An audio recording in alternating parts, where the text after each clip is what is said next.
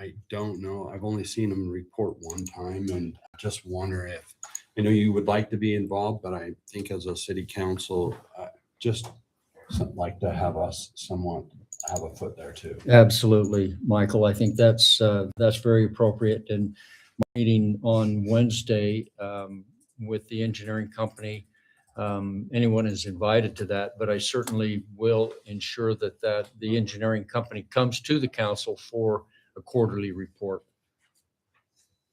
Absolutely. Thank you. Good reminder. Okay.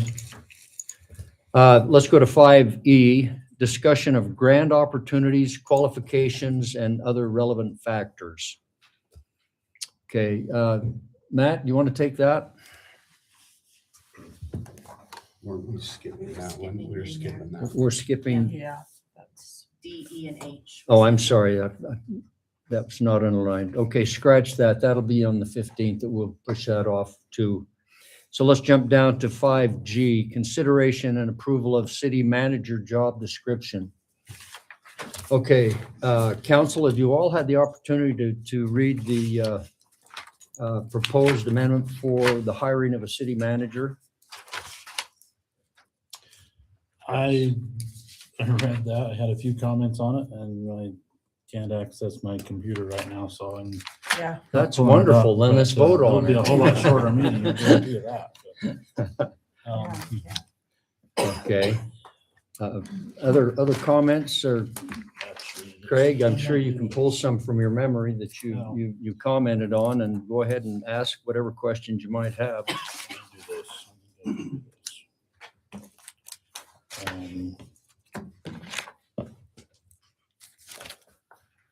No, I don't have my, you said an email on here. So I know you had a problem here. So, Manager. so the main, well, I think the main thing, one of the main things was, on the, where, thanks, Steve, or where the point person in receiving citizen complaints and disputes. That I believe should be the mayor, not the city manager. Okay, The city manager is hired as an operations expert to operate and manage the city staff. The mayor is the elected official. He's the elected point of representation between the city as a body and the populace, the citizens. I personally don't think we should be taking up our city manager time with all of the issues and complaints that come from the populace, which is the majority of it. There's a few gratitudes and Plutos and things that way, but a lot of it is the snowplow knocked over my mailbox. What are you gonna do about it? Yeah. And I think that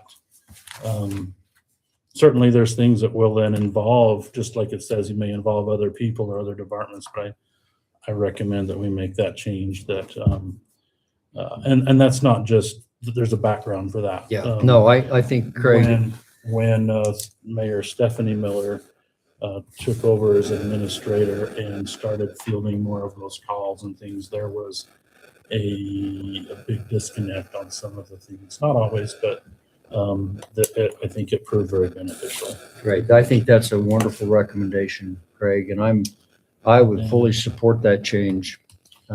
Mayor, I'm gonna chime in, and Craig, I'm gonna give another opinion here.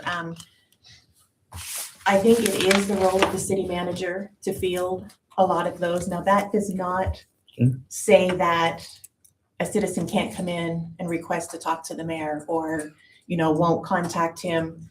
And the mayor would obviously meet and talk with, but I think when it comes down to resolution of grievances or point of contact, I think that's where the city manager would then go to the department heads. If it's my water pressure isn't up to par, and so Yeah. otherwise. No, those are things Yeah, because there's things that the mayor can't necessarily resolve either. It's got to go back to the Absolutely. manager, Mhm. to go back to the department heads. So I think it's a fine line where, yes, the mayor is going to hear some of those grievances and be involved. And obviously the city manager and the mayor are going to be closely connected in sharing some of that. But I don't think it's necessarily reasonable to say that the city manager won't be involved in that and the mayor takes the full head of that. So I think there's something in the middle there. You know, I think, Rebecca, you make a good point. And let me just give you a case in point. I've already received a call today, actually last week, from a resident that has concerns about the snowplows in his street right now, pushing snow up onto a sidewalk.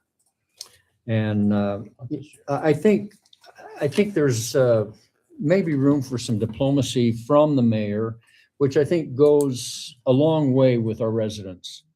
And I'm certainly, I'm new at the job, but I'm certainly willing to be involved in citizen negotiation or talking to the citizen and looking for best ways to resolve problems before I think it's before we have to bring the city manager in. It may be a call and they talk to me and I say, you know what, I'm going to refer you to the city manager because I think this is going to take, help from the Public Works Department or something like that. So I like the idea, Craig, quite honestly, of the mayor being involved because I think that's a great form of transparency. We're not handing it off to somebody, so to speak. So I think there's a points well made, but I think the mayor is a good point person for those and certainly can hand it off to a qualified representative in the city if necessary. And it may be that a citizen just wants to come in and talk through things where there isn't necessarily a resolution within a department that needs to be handled. So it won't Absolutely, be a case by case. absolutely. Yeah, good. There Hey, was- I'd like to make one more comment. Please. too. After reading Craig's comment and looking at this application, I can see both sides there. But what's interesting to me is that we're going to have a brand new person come in. I know you're new too, but Well, I'm 71. I'm you're- not that you've new. lived here for a long time, and I think a lot of citizens know you and are going to feel very comfortable in talking to Mayor Miller. That's who they voted for. And I think that you make a good front. I listened to you last night say, my office is open if anybody wants to come and talk. And I thought, wow, I can see him take that position, that point position. I think that's a great to have you lead us there. I do see your point in, hey, there's times when that really needs to go to a department manager or the city manager and then pushed somewhere else. But I think if somebody wants to come in and see and meet with you as the mayor, and then you need to hand it off, that's a perfect way for you to do that. And I know you're not going to be up there every day. The city manager will be probably. I think I don't know. You might be up here every day. I haven't talked to your wife about that. But no, I do see the value in having the mayor have a lead role there. But I played this through my head several times, and I see that that's got to be a little bit of give and take and a negotiation as the city grows into this new position that we're pushing out. So Thank you, Michael. Any further discussion? There was one thing, can you scroll this down to the qualifications section? Managerial. I think that should say municipal managerial experience or equivalent. And we could have, especially where the city manager at this point in time anyway is also working so closely with all of our utility departments. We have basically twice as many utilities as most cities do of our size in the valley. And I think that experience needs to not just be managerial. I think it should be municipal managerial experience. Good point. Good point. Thank you, Craig. Any further discussion with regard? Mayor, on education, we just put master's degree in relevant field. What about a bachelor's degree in public administration or business administration? and a master's degree preferred. We certainly want to, would prefer a master's degree and years of experience. I think the qualifications that we're looking for is not to, we're looking for someone who's tenured and has the knowledge. And has a background in municipal operations. Exactly. And city governance. That's which correct. That's may want correct. to be added. Yeah, that would be good. Okay. All right. If there's no further discussion, then should we bring this to, do we need a motion? Motion. I'll make the motion that we. Yes. Hold on. If you'll state the exact changes that you want to make. Really? You made the motion. Okay, yeah, state the changes that we've made then. Well, I don't have a computer in front. It might be easier for Craig to make the. I will. No, I none can of come us down do. and read. Do you have it? So. Okay. Strike that one bullet item and then add municipal. So it was right here, under experience, Craig? Yeah. Okay, Okay. so adding municipal. I need to read this first, though. Can we pull it up on the, so I can state the exact title, Oh, of the, ordinance, It's not, it's just Oh. the job description. job description? Okay, I make the motion that we approve the job description with the following changes. Experience to be tenure of municipal managerial experience or equivalents was one item. The second one was, Strike that last, I can't remember the bullet item. There's no number on it, but the bullet item that talks about. the skills point of level. contact. No. oh, point of contact. The very Oh, last yeah, one. the point of contact one. Okay, and strike point persons in resolving citizen complaints and disputes. The manager may involve other city employees as needed to resolve issues. I believe you stated that you felt like the mayor would be the point of contact. Yeah, but So that when doesn't we need to be in strike this that, job do we Yeah, that description. doesn't- just need to- comes out of it. Okay. Okay, I'm okay with that. Anything else? Do you want this about the master's? With the degree being education, do public? we want to? You want the master's degree instead of relevant field to say public or business?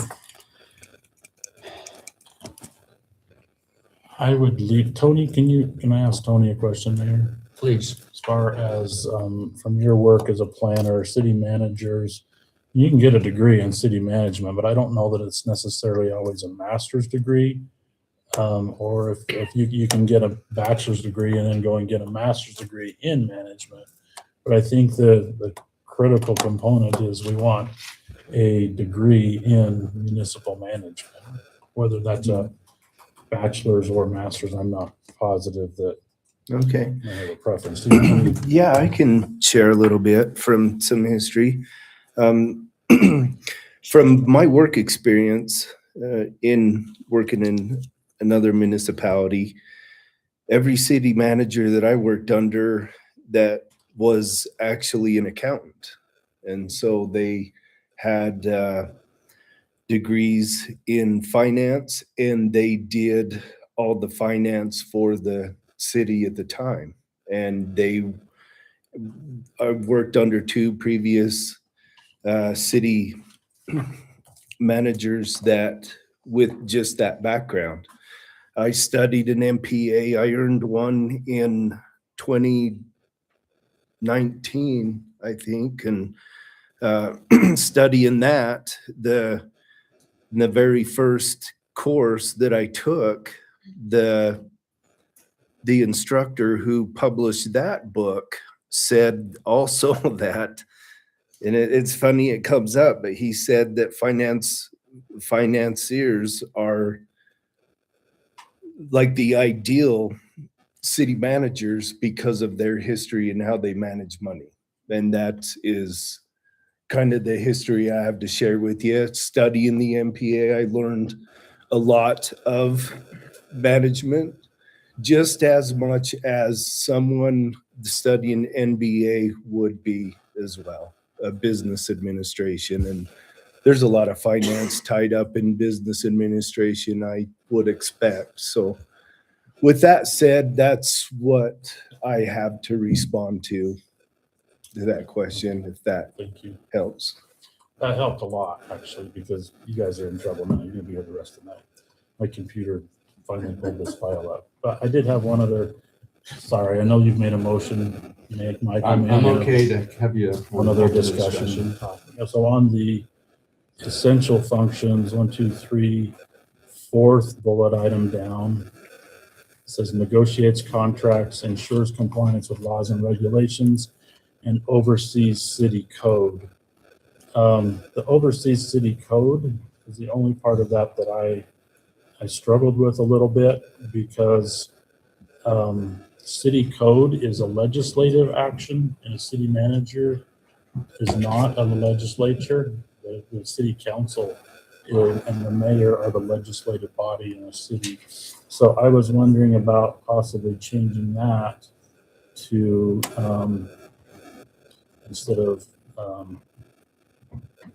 to administrate the city code. I'm sure it's my phone.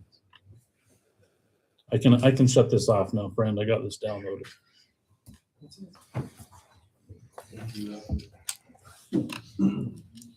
Okay, So- Craig, so- repeat that if you would, Sorry. please. So instead of oversees city code, I would like to change oversees to administrates city code. That's a great idea.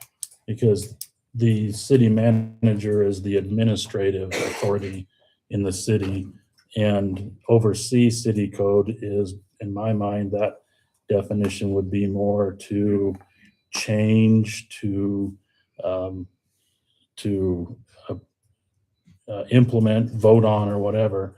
And so I would rather change that overseas to administrates city code.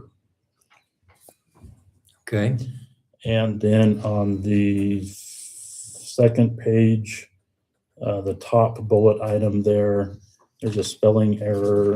It says proficient in city, it should be city management without the L. okay. Sorry, those are the changes I would like to make. Perfect. Is it important to mention or look for experience in rural or small community management? I mean, if someone's coming from a large city, That's are they a, adaptive to, I mean, if, not as a requirement, but as a preferred or highly desirable?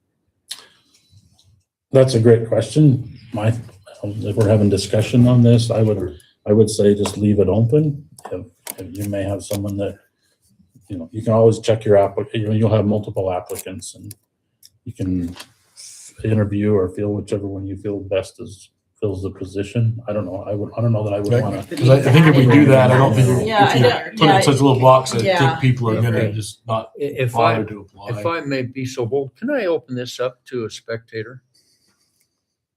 Ryan Snow, would you come up and take the pulpit, please? Well, I was hoping it was Craig. Craig's our other city manager in the group. So there's more than one of me.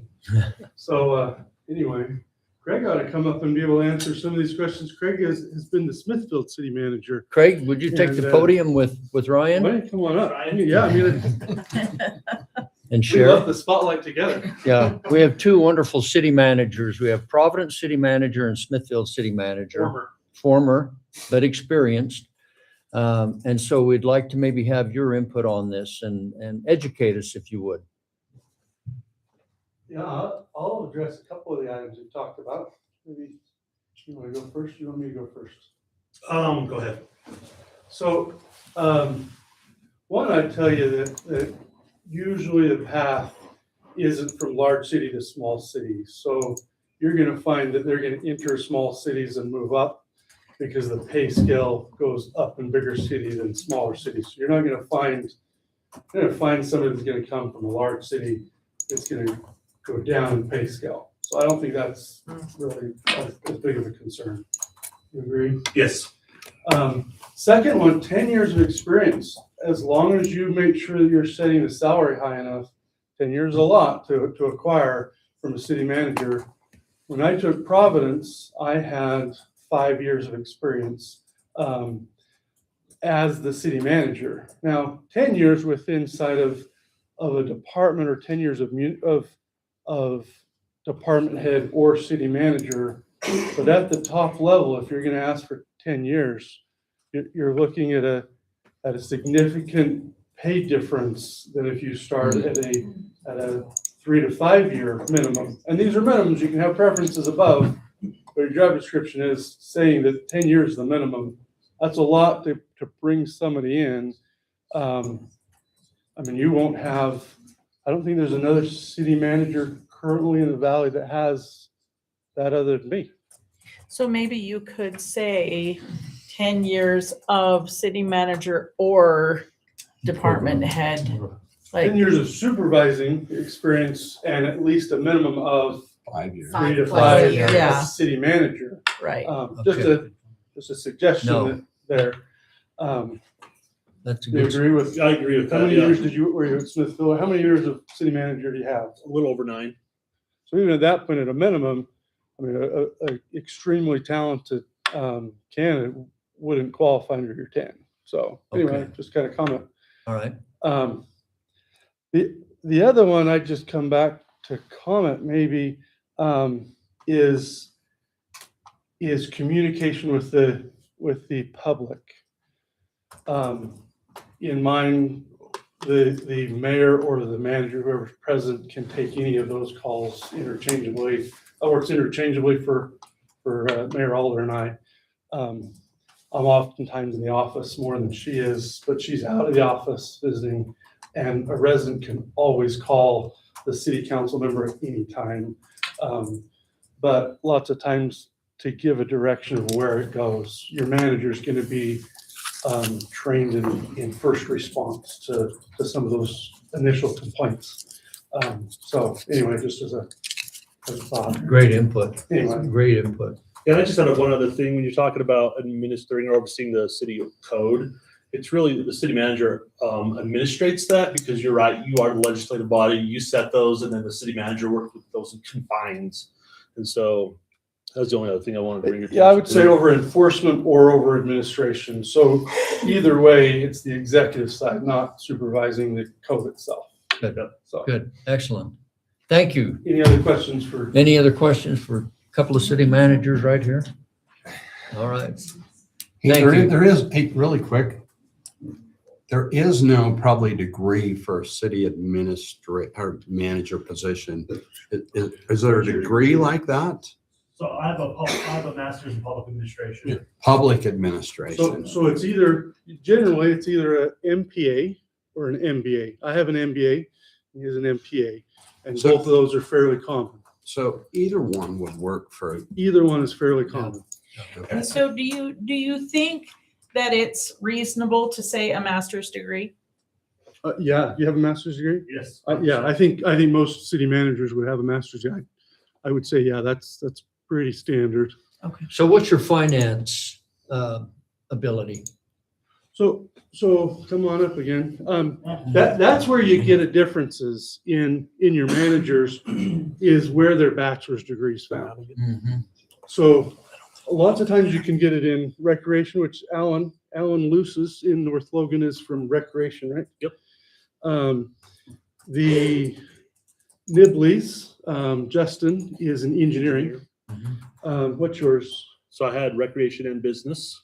Okay, and mine's accounting. So you'll find different layers in your bachelor's, but most all of us have either an MBA or MPA. So it varies. Mine comes from an accounting background, so I have a CPA license and an accounting degree as a bachelor's. So And I think your city manager needs to have an understanding of finances, but you have people in place that are financial professionals. Mhm. And so as long as you have that balance, I think it works really, really well. Good. but one of your disciplines is probably a business or a related discipline is pretty appropriate.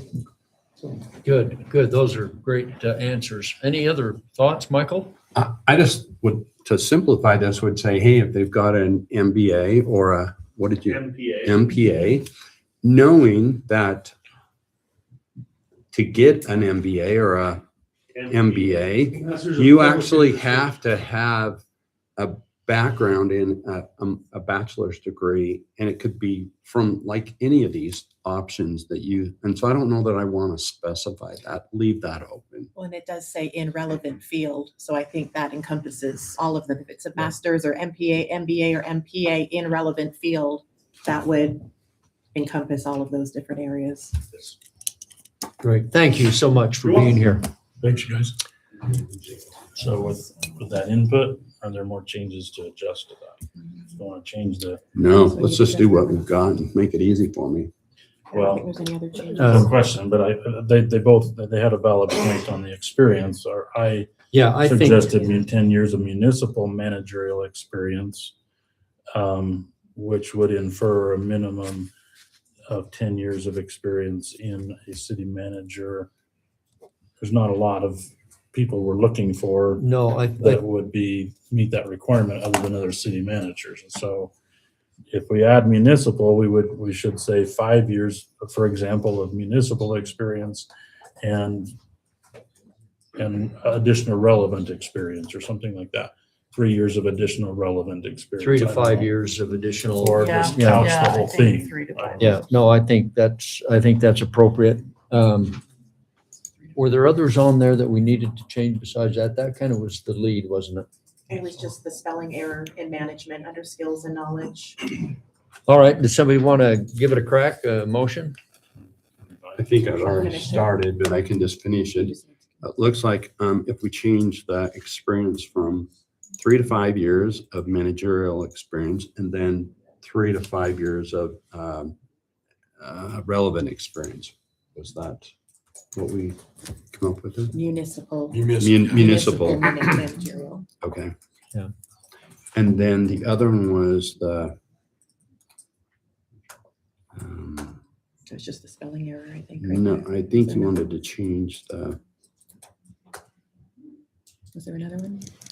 I don't think there was another one. We had the typo, but that was They it. just took out the point It person. was the oversee.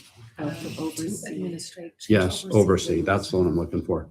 Yeah. Change oversees To city administrate. code to administers city code. Administrate. Administrate. Administrate city code. Thanks. Okay. Are we clear on the motion, everyone? Thanks. Okay, we have a motion. Do we have a second? I'll second it. We have a second. Okay, excellent. Can you say, ask the question about further discussion? I just want to ask. Any you. further discussion? Go ahead, Michael. Yeah, I was hoping Todd is here. Todd. This is a brand new position and our yearly budget or our yearly accounting period goes from July to July. And I want to know if there's funds that would need to be adjusted or how we would go about. I'm guessing a person to qualify for this is somewhere, and we discussed this a little bit, or $150,000, or it could be higher or lower. But do we need to make any adjustments to our? No, I feel like we budgeted just fine. We had 2 pretty big positions that we're already halfway through the year, and there's 2, the utility, Supervisor, water, yeah, the water supervisor and public public utilities works, director. public works director. Those 2 big positions, I feel like I don't think we'll need to do even a budget adjustment. Okay, We're hiring them basically Halfway through the year. halfway. less than half of a year. Perfect. And then as July gets here, in June, we'll make a budget adjustment. Perfect. I just wanted to have that comment. Good, thank you. Good clarification. Thanks, council, for your input on that. I think that's a great move in the right direction. We can't vote on it. We had a second and we had a motion to vote. All in favor? Okay. Motion carries. Let's move on to 6A, Resolution 26-01, an ordinance amending the Hiram City General Plan to include Chapter 10 of the Hiram City Water and Hiram City Water Use and Preservation. Tony? Yes, thank you, Mayor. This resolution is brought to the Mayor and City Council tonight as the Hiram City Water Use and Preservation element of the Hiram City General Plan. Our consultants have been working on an overall general plan update, and part of this update includes meeting compliance with the Utah law for now having a water use and preservation element as part of the general plan. The state of Utah set a deadline date for December 31st, 2025. We've passed that date, but we did not have a meeting at the end of December in order to get this brought to you for consideration. The document was prepared by our consultant, and I invited our consultant here to give the presentation. And our consultant's name is Brian Carver, and he's here. And I welcome to come up to the podium to follow through with this resolution for you.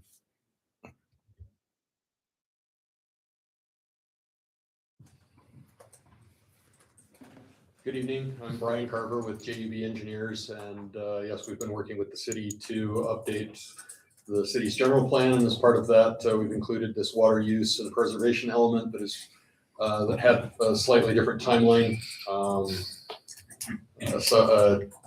Title 10, Chapter 20, subsection 301 of the state code did place a deadline date of December 31st, 2025 to have these adopted by all municipalities. This has been through the Planning Commission for their comment and recommendation, and at this point they've passed it up to you as the City Council to approve and adopt. If you have any questions about the document, I'm happy to answer them. Okay, thank you. Have the council had an opportunity to read and study? Any comments with regard to? So I just have one question. So this is, so I realize that we're still doing a water plan, right? This isn't it. This is the general. So this is just our plan, Correct. This is and this then is we're a gonna come back with our real This is plan. a separate document to the water This is master not- plan. This is a special element that the state legislature determined that all communities over a population of 10,000 within the state are required to include, and it has its own set of requirements that are So completely this independent. covers us till we get our new plan. Correct. Our Well, plan that- well, this meets the requirements of the land use code. The intent of the legislature was to encourage communities to incorporate water conservation and water use into their land use planning. And so this is an element of your land use general plan. This is a completely separate document with separate requirements from your water master plan and water conservation plan that are dictated by the State Division of Water Resources. So it's two separate documents. There is some overlap in terms of content, but they both meet separate statutorial requirements for the state of Utah. So if I understand this, Brian, this is basically just letting the state know we're compliant, we're good, and we have a plan in That's place. correct. Okay. All right. Any, All right, one more question. please. So Craig's comments, so there's a lot of things in there that say we're going to do. Does that mean we're on the hook to actually do them right now? So are you talking about the comments that had been received in red text? Yeah, there's just a couple of the, like, Yeah. the So, parks and whatnot for the city and, less okay. water. Yeah, right now is a good time if Craig would like to include some of the key points, or if not all of them, we can have those discussions and go through it with Brian. There is we are still in the process of a completed general plan that is in the forthcoming future. And these comments, if Brian's comfortable with it, I'm also comfortable with it, that we document these comments, give them to our consultant, and they take that, and it is an end game product of when we have all of our elements put together. It can be adopted then. This being a placeholder to meet the requirements of the state, because on the value we have here, it's doing that. And we have time to fine tune it because it will be resubmitted in a complete document with all the other elements. The general plan, and this would be considered a chapter of the general plan. The general plan is an advisory document for the city. It does not legally obligate you to execute any of the actions or steps that are listed in the plan. It's to be used as a guiding document for you to set policy with. So it kind of gives you the process of developing the general plan, the public input, and the analysis of the environment around the issue. Those give you the foundational justification for making policy decisions, but it is not in itself a legal document that you are, that you have to say, well, it's in the general plan, so we have to do X, Y, Z. No, the general plan recommends X, Y, and Z. It is up to your discretion as a body how you choose to enforce that. Okay. May I address my comments? Please, From Craig. memory? Mhm. And you have my comments if you have my email. I don't have it, but a couple of thoughts on this is, Brian, you mentioned the deadline. Tony, you mentioned the deadline at the end of the year. If that would be okay, I think that'd be very helpful. I pulled up, and I think I put the URL on my comments here to a state website, water.utah.gov. And they specifically say that this is an implementation goal. There's no penalty. The law states by the end of December, there's no penalty for it. It's an implementation goal. Rather than adopt this now and then rework it and redo it with the rest of the general plan, I think that we should just document that this is in process. If the state or anybody asks us that, our goal, which we had a general plan contracted before the December deadline, that was a specific part of that contract to do the water conservation, whatever this chapter is called. Chapter 10 is in our general plan.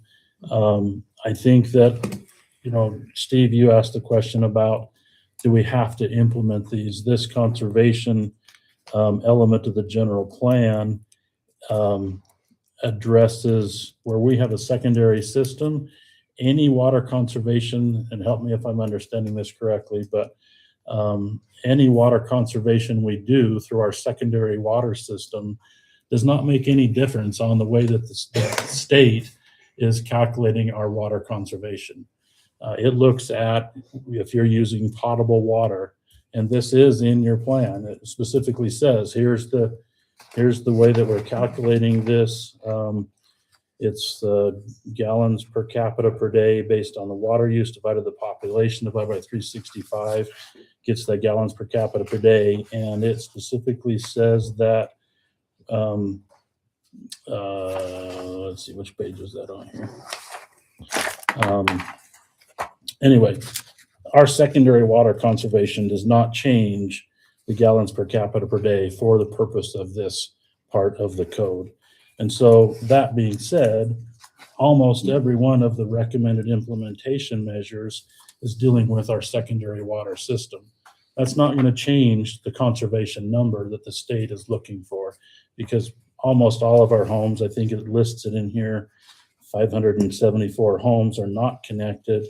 Those homes are predominantly on smaller lots with less landscaping than most of the rest of the homes in the community. That's a primary reason why the developers in putting that in just chose not to do the secondary irrigation, because it's like they're hardly ever going to go over their minimum potable water use if they're using that for irrigation because the water use is so low.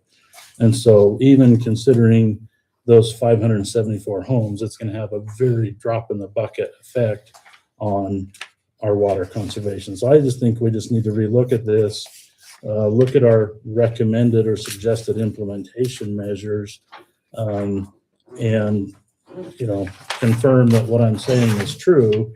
But then, in fact, it's on page 10-4. It says water use reported is population, it has the population, residential, commercial, industrial, institutional. Irrigation is not a component of that. It doesn't include the secondary water aspect. And so, so that's my thoughts with it. There is a ton of data here. I started shivering reading it as an engineer. It's very well put together for the most part. But the majority of this, I think, goes in an appendix. The average populace is going to read this, and it's not, a general plan should be something that the average person can read and understand and say, this is where our city wants to go. And this has a lot of numbers in it. It has a ton of data and things. And I think that that's a great, it should be in an appendix, just like all the other appendices of our general plan has all of the calculations and things that you derive this from. The general plan, this component should be 3 to 5 pages maximum. That's what I saw in looking at other water and preservation elements in general plans. So that's my thoughts on it. Okay. It's basically a component of that general plan. Correct. And it's there certainly for the engineers, but it also, I think, can be dumbed down for me and put it in just general terms that makes sense. Like you say, 2 to 3 pages would be ample, but I think, you know, the information is vital, I think, and it's important that it is in the plan. So, did you have anything else, Craig, on? Actually, just one thing on, so on my comments, I highlighted some in yellow on the first section of this. Thanks, Tony, that's helpful.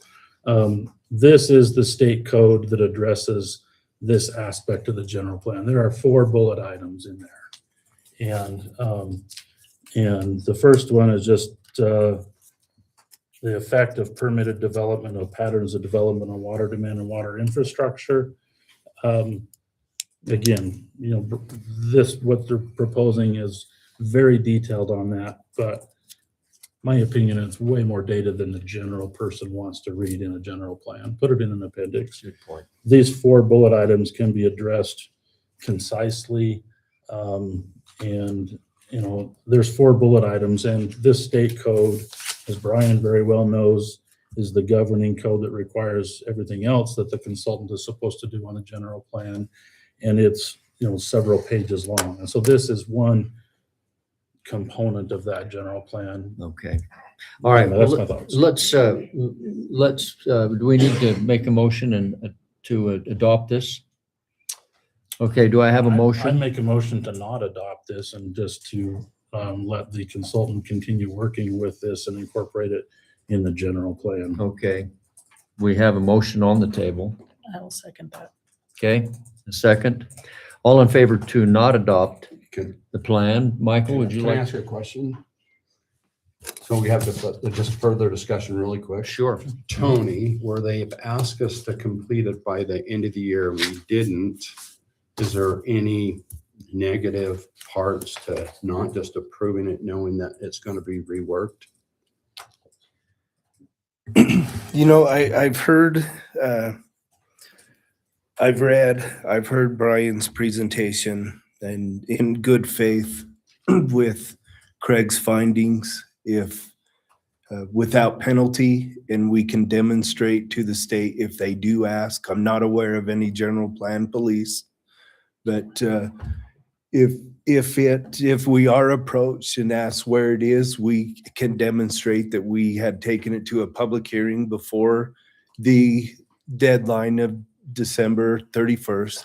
We brought it to the council for legislative decision, and we have our meeting minutes from this meeting to prepare and present to them with an end goal that because we were in the middle of a general plan update, we can produce at this date, but we can demonstrate we made them efforts.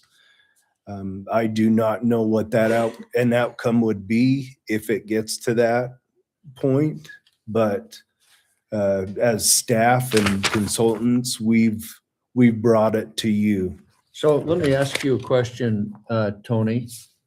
Can this be written and included in a manner that is simplified?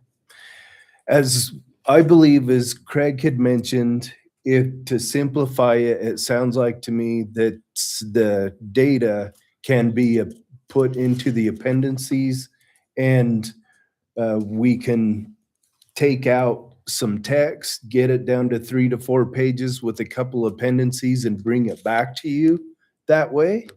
And so it's not so much meat and potatoes at this time, but at the end, we're all still following that path that we will see it again. And with an opportunity to see it upcoming, but then at the end, we need to revisit it when we're all together going over the general plan approval process when everything's put together. I support that. Yeah, I like that idea too. So maybe let's change the motion. Mayor, may I withdraw my motion? Okay, I withdraw my motion and make a motion to remand the, what's this thing called? Remand Resolution 26-01, an ordinance amending the Hiram City General Plan to include Chapter 10, Hiram City Water Use and Preservation, back to the Planning Commission and city staff to revise and revise the document, simplify it, include technical data in an appendix, and resubmit that process for approval. okay. I like that motion. Any second? I'll second that. Thank you, Michael. Okay, we have a motion and a second with the reclarification of, So one question about that discussion, Mayor. Tony and Pat, if we do that, would those changes be substantive such that you'd have to have another public hearing on it, or could we just say it's still the water? I mean, it's the same components. just simplified. I don't That's want it to right. have another public hearing and everything.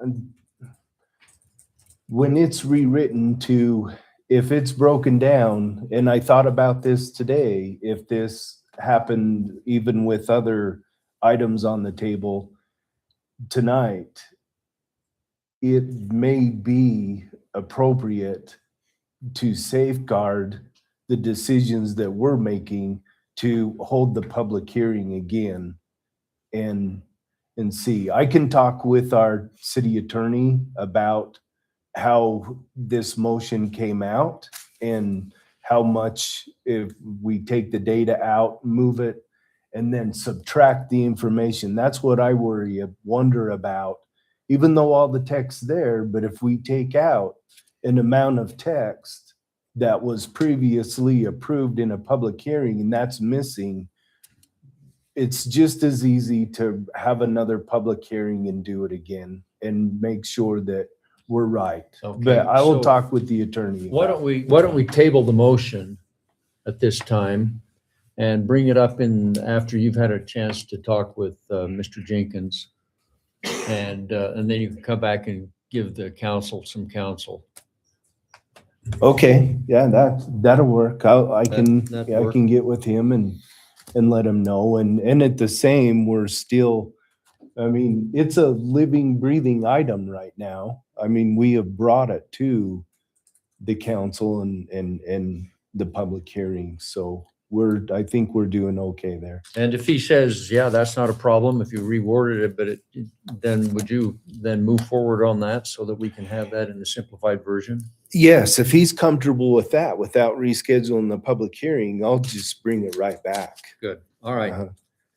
Okay, we'll table that then. And We have a motion. we have to make, we have a motion on the We table. have to withdraw that and change the Or we motion. could vote and then just not approve it. A How much faith do you have in all of us to do I that? have all the faith in the world. So we have a motion to approve it and a second. I guess, How about make an alternate motion? there you go. Okay, there you go. I'll make an alternate motion that we allow Tony to meet with our city attorneys, visit the discussion of making modifications to slim it down and see if that requires additional public hearing.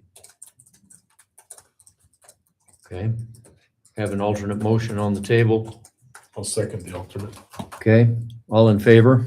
Aye. Okay, let's move on to 6B, an ordinance amending Chapter 2.04, the City Council of the Hiram City Municipal Code to change the city council meeting location to 60 West Main and include a workshop meeting on the third Thursday of each month at 5:30 PM. So essentially what that is I feel like it would be important before our city council meeting to have a workshop meeting, which is a public meeting, but it's a somewhat of an informal meeting where we can have a discussion where we don't vote on anything, but we have a discussion on many of the issues, so that when we come to city council, we're more knowledgeable about the issues that we're talking about, and we can further expedite our city council meetings, but it gives us more information prior to our council. That meeting would be held in this chamber, and as mentioned, is a public meeting. Is there discussion on that? I just on our agenda tonight, we have D and E, discussion on future annexations. I guess I'm just wondering, essentially, that's a workshop. We have the same opportunity. There's not anything that is a resolution or an ordinance on those discussions. It's just that, it's a discussion, it's a workshop. So I guess my question is the purpose of this just to have that extra hour of talk time? Because it doesn't matter, we're here from 5:30 to whenever we're done at 10 or whatever we adopt that way. But I'm just wondering if there's a legal requirement or a meeting requirement that it's not just part of the regular meeting as a discussion item. Well, I think the workshop could be held if necessary, if there are issues to discuss. And as I've attended city council meetings, I have noticed and noted that oftentimes we have the discussion about the item during council meeting, and they sometimes last for a long time. And so my thought was, all right, if there are issues that we know are going to be deep in discussion, then let's plan that for the workshop and talk about that openly and informally, so that we can come to some type of a consensus before we meet with the council, where we don't have to have the formal conversation about that we've kind of come to some type of an agreement, a better understanding. So the workshop would be a workshop that, hey, we got the third Thursday coming up. We really don't have a lot to discuss in that workshop, so let's cancel the workshop and go straight into the council meeting. So that's my thought, Craig. Okay. So you're basically saying we have a potential to put the extra time at the beginning of the meeting as opposed to just starting it at 6:30 and having it on the agenda and pushing it later into the evening. Correct. Is what you're saying. So. Right. I think there's one other thing that he's trying to say. This is my thoughts, is that it would be a less formal meeting where we're not making motions. We're not trying to get the whatever. And then we're actually informally trying to come up with our plan so that the next meeting ran a little more streamlined. Correct. Is that- Correct. So that meeting would be a little shorter. So that And the we could council get through meeting things would be more shortened, quickly. but our workshop, we have the opportunity to maybe go into the weeds a little bit on the topics and talk in detail. So that we come here in the know, we're knowledgeable, and we can make a decision more expeditiously. That's my thought. Now, I'm open for suggestion. But I've noticed that in prior council meetings that sometimes we get on somewhat of a tangent on a topic that lasts a long time when maybe we could have resolved that prior in a workshop in an informal discussion. So I want some input. I'm certainly not, Rammer, this is an item up for vote on the council. If you feel like that's not necessary, then let's vote. But I just feel like that's maybe a healthy environment to really discuss some issues. Could we change the wording to held on the third Thursday as needed? It says that down on Oh, it the does? bullet item number 2. I think it's on the bottom of the Okay. page, but Okay. it Yeah, will yeah. not be held if not required or Okay. something there. But I don't, I mean, it really doesn't change the amount of time that we're here as a council, whether you put that as a discussion item up in the top part of the agenda. That's essentially a workshop. It's just and if you don't have it, you don't have to put it on the agenda. You still have a shorter meeting. It's just starting it at 5:30 if you want to do that, as opposed to starting it at 6:30. So you could be here if, I think it got moved to our next agenda, I can't remember the rules of order or whatever that handbook is called. That at 10 o'clock, we have to adjourn our meeting unless we take a specific vote to extend it. And Right. so now we can just be here from 5:30 to 10 instead of 6:30 to 10. But I think, So- wouldn't that avoid that problem? And I think, because if we have the discussions ahead of time, then we can just move through the council meeting faster. So, I mean, we're still gonna be here the same amount of time, but for residents that are. They can listening shut into it the off. council- They could, they could. I don't care. But if I we don't have care. the detailed discussions before, those that want to participate in that or listen into that can, but it shortens the meeting. If you feel that it's important, Mayor, you're the mayor, I will support you with that, but I just think it's a matter of semantics. personally. Okay. Well, So, I have a question. Mhm. In that workshop, would you have things like when someone comes in and does a presentation, because that will happen, that someone will come in, do a presentation, we have discussion about it. Would that happen in a workshop No, or? no. typically when somebody comes in to do a presentation, unless it's just the public comment part of the meeting, they're here as part of the agenda and it's an action item typically. So then we're still having discussion in a regular meeting. You are. We'll have a discussion in a regular council meeting, but we've discussed the details of it in the workshop so that when we come into the council meeting, we've discussed it, we have an idea of where to go, we can propose it, we can make a motion, we can vote on it because we have an understanding. The public's still welcome to attend that workshop if they feel strongly about the topic. Will it be posted on Zoom as part of what you're wanting to do for transparency? I think absolutely, we absolutely. posted on our YouTube. So what would stop Whatever it is. us as a city council from that 5:30 to 6:30? You just What have to would stop stop your us meeting. from having somebody come in and discuss to us? It doesn't stop it. So we can still get them to come and discuss and then, so we have more knowledge of it, whatever they're proposing. And then, But why would we have them come at 5:30 or whatever, 6 o'clock or whatever their schedule is on that workshop? And then have them come and just adjourn that meeting and start a second meeting and have the same entity be here at 5:30 for a workshop. Well, And I then don't- they're at the bottom of the It's- agenda. I think we're overthinking it.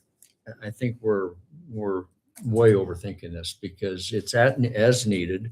And if there are issues that come up that we know are going to be lengthy in time, then I think it's important that we meet prior to the scheduled council meeting so that we maybe discover more of the facts and get a better understanding of maybe a complex topic that we want to talk about. And the presentations are more appropriate for the actual council meeting. I Right. mean, for those times of our presentations, but for side discussions or further deeper discussions, I think it just shortens the time that the actual council meeting is taking in the evening. Okay, I have a comment from the floor. May I open it up to a citizen, please, Dan? I thought you were gonna say you couldn't call them in. I was gonna say that's exactly why you need that Thursday workshop. No, that's not a workshop for the public.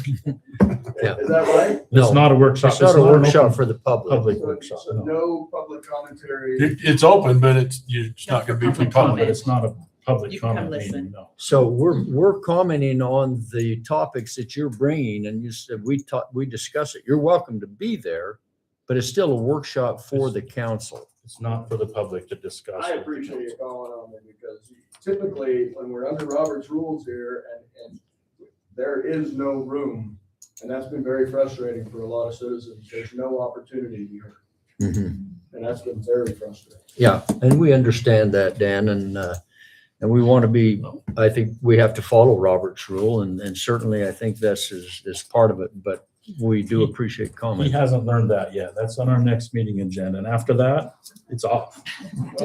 Maybe. Not true. Sorry, I must be sarcastic. I apologize. Yeah, okay. No, you can call me. I can see that if we avoid having to make motions and seconds and votes, and then, oh, we want to have an alternate, and this is where we work through all that before and simplify our discussion. And then when we have our council meeting, then we can say, hey, here's our motion. And it's gonna simplify, I think, and shorten the meeting, because right now we're doing it all in one meeting. And I would tell you that my first 2 years in the city council, I thought, why don't we talk about this as a group? And I never saw that. And then I learned that all this needed to be out in the public, and so the public can listen to us. But I still thought, why don't we have a discussion with our city council as an open discussion before we really put it on the docket agenda. And so that's my thought. That's certainly the purpose of the workshop. And I think it just brings a little bit more clarity, certainly to the council, but I think also to the public. Please open it up once again to Todd. Yeah, so just for those that have already been on the council, I mean, we have a budget workshop before we go, and I don't know if you like that or prefer that. Like I said, I think we're overthinking it here. We like it because you bring us dinner. Oh. We can get dinner. So we get dinner every Thursday. That'd be great. Just the same thing, we have our budget meeting, right? Same type of deal. So we know what we're gonna discuss because we have a public hearing, raising taxes, things like that. But, right, I don't, like I said, I don't know how you guys feel, but kind of the same concept. We always have a budget. We already have workshops. Yeah. It's just not it's scheduled on a calendar. Please, Wes. So just a maybe quick comment on work meetings. Think of it too, oftentimes you're giving staff an opportunity to come to you and get input on an item before, and there's no action going to be taken that night. So it allows staff to actually come and get input from the council and get direction. And with no expectation that anything's going to be adopted. And that's what I was thinking. Yeah. So we have the budget or the meeting on the third Thursday, but nothing really is gonna happen because people are gonna have to figure it out until the next city council meeting. So we can discuss it, but I don't think it's right to approve it. You can't Well- approve anything in the workshop. Well, I know, Yeah. but I don't think it should come to the city council on the third Thursday. It needs to come to the city council on the first Thursday of the month, after everybody's had their chance to get their fingers into it and figure out exactly what it needs to say. So what you're saying, if there's just to restate, make sure I understand it, if that's okay. Yes, please. So you're saying if there is an item on the agenda, just throw it out, for example, the short-term rental ordinance, if that's going to be on the agenda that night, you're saying you don't want to discuss that in the workshop. Yeah, I don't think we should. You want to be able to say, okay, It here's should have been our discussed. workshop item. We're going to go through that. We're going to discuss it. We're going to say, okay, we're going to work out the bugs. Are there, but you can't change that. Well, yeah, I don't know how you could. If it's not on the agenda, if it's just a workshop, you could say, Tony, take this back to the planning commission, whatever, because it's just a workshop item to get input and feedback. So you're saying don't put it as an action item on the agenda for that same night. Yeah, I don't think we should. But what would be the difference between discussing it before the meeting. We're discussing it during the meeting and Well, voting on it. What he just brought up, so if we bring it in, correct me if I'm wrong, because I watch a lot of county council stuff. But, so the county council has their meeting, but I don't think they discuss in the council meeting. So they have their what, workshop, like at 3:00 on. So you could have a workshop for, budget. Oftentimes you'll have a couple workshops for budget, or you might have something, general plan. Yeah, but does So- that come to the so county really- council that night? No. No, I didn't think so. So typically it allows you time to, again, have staff come. You're having input back and forth. But I think you could. No expectation that it's gonna have to pass. But I think you could see both sides. I mean, you could certainly have a workshop on a complex issue that is taking several weeks. But you could also have a discussion on, okay, this is going to be presented tonight for a vote. And it may not be a complex issue. And it may be something that just demands, 20 minutes of discussion and vote on it in that same night at city council. Yeah, so oftentimes you will have something that's shorter that can be both discussed Exactly. and adopted, but that will typically show up on your regular meeting agenda. Whereas something that you're going to work through in a workshop, again, it's dependent on what the council wants to see in that workshop. You may request to see more information on a general plan. You may want to see an impact fee study. It's just generally the expectation is no action will be taken on that agenda item till the following meeting, if it's on a workshop meeting. All right, thank you, Wes. So let's look at this. Maybe just consider this. Let's try it for, let's say 7-8 months. And let's just look at it. I'm good with- And I'm let's happy see how with it works. And we say, you know what, the workshop is beneficial. Let's go with it. Or we may say, you know what, the workshop is just a wasted hour. But I think let's try it. I'm good. And so that would be my recommendation, but I'm not making the motion. Make a motion to approve ordinance 26-01, an ordinance amending chapter 2.04, the city council of the Hiram City Municipal Code to change the city council meeting location to 60 West Main and to include a workshop meeting on the third Thursday of each month at 5:30 PM. I'll second it. And that has to have a roll call vote. Okay. Okay, so we'll take a vote at this time. So Councilmember Folger, Aye. Councilmember Nelson, Aye. Councilmember Nelson, Aye. Councilmember Rasmussen, Aye. Councilmember Adams. Aye. Okay, let's move on. Can I Pass. ask a question about something that I don't want to be misinterpreted or something? Where we have two council member Nelsons. Is it possible that one of us could vote aye and the other one could vote nay? And instead of recording it as council member Nelson and council member Nelson, could we make? How about if I What if you call you just did- Councilmember Michael? That's Council- possible, or Councilman and councilwoman. Or you're both? what? Yeah, you could do that's- councilman and councilwoman. Councilman. Okay. That's what I was going All to right. make a suggestion. Okay. Is All that, right. is that better? Is it Also- gives more clarity?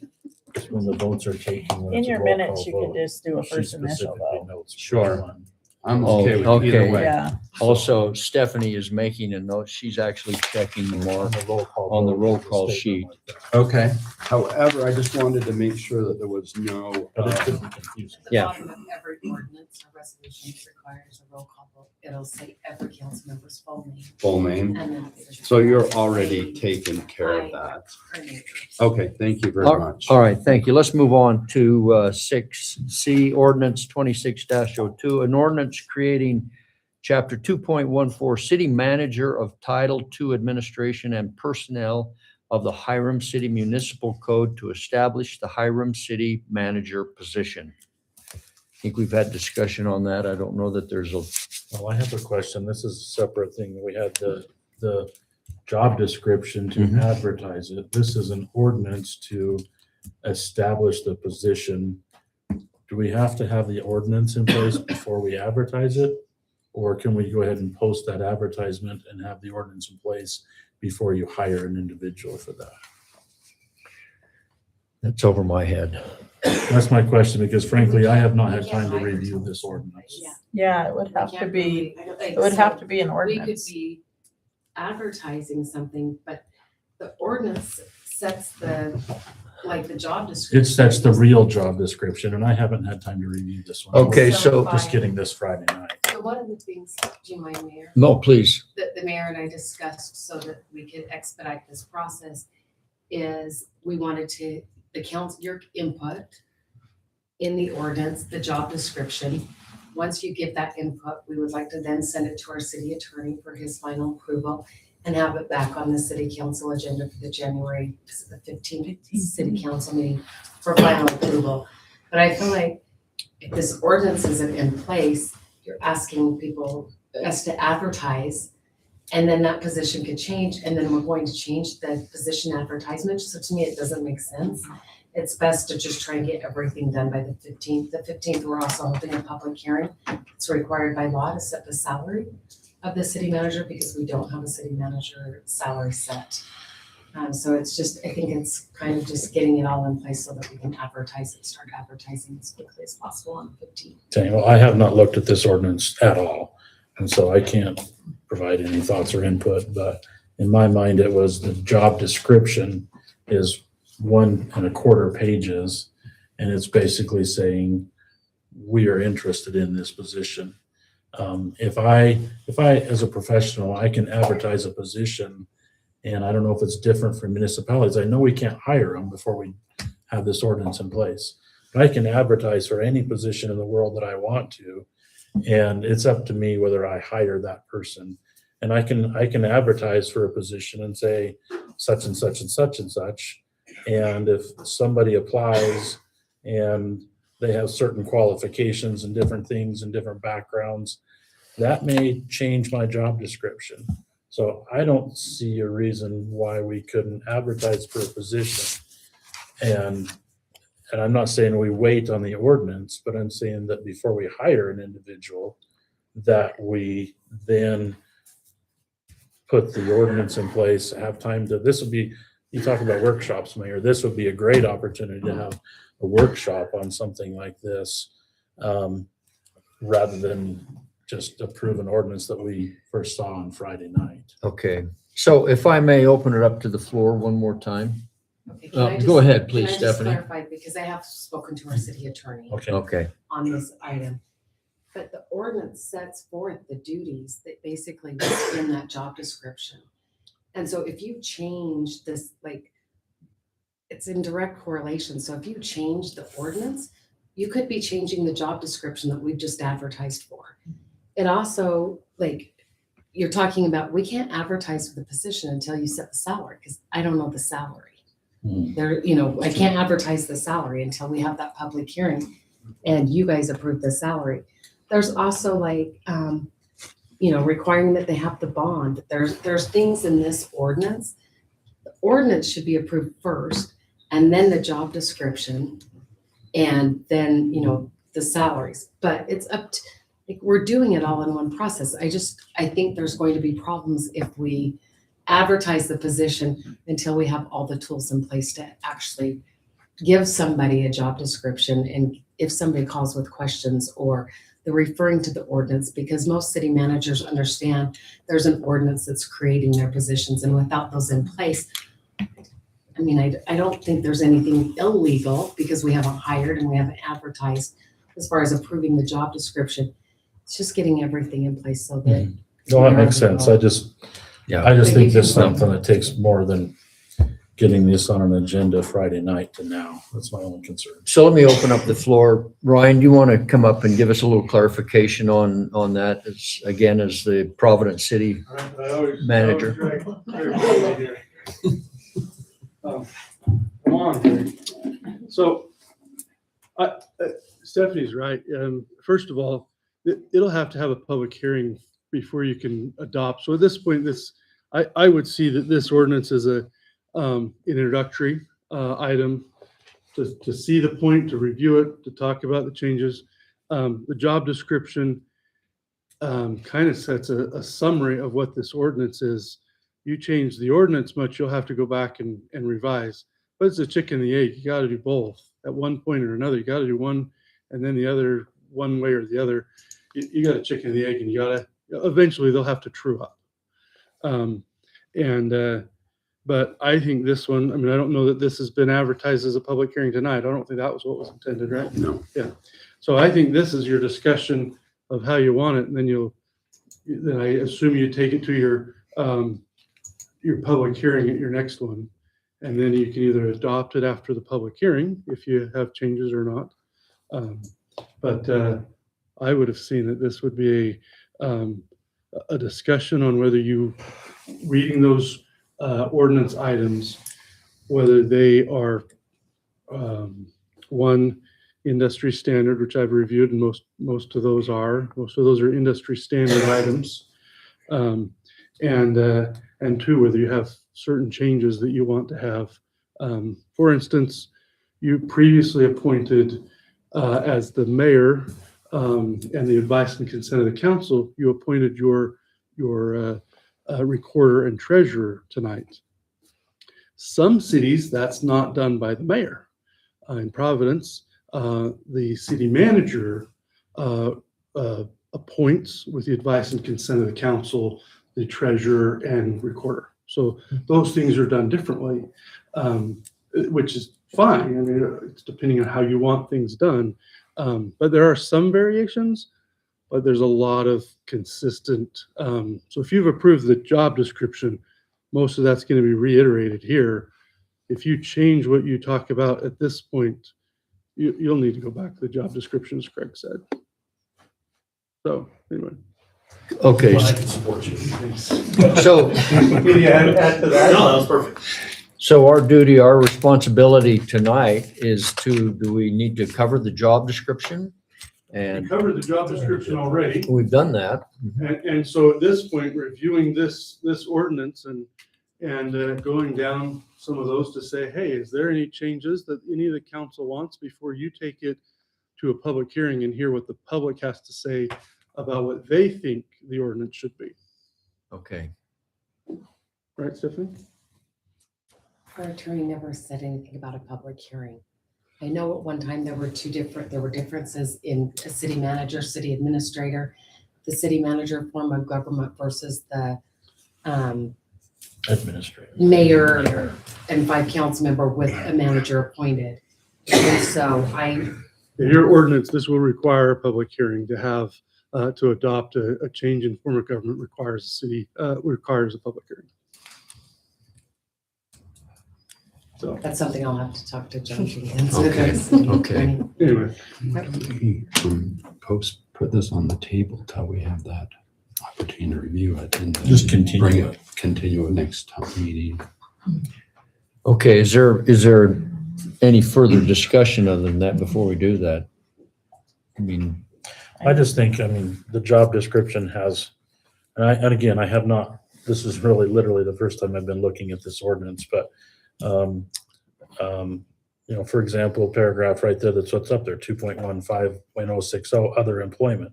The job description is, in my opinion, a small subset of this actual ordinance, because that job description didn't say anything about other employment or resignation processes. It had duties, control, and discretion, some things in there about that. But I think the ordinance is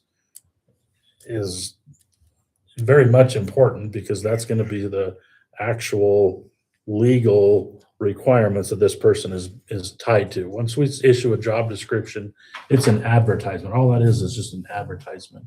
And so this, I think, needs to take more time or workshop discussion or whatever, to go through the ordinance. I think I have some specific thoughts after, being on the council for you know, 18 years now,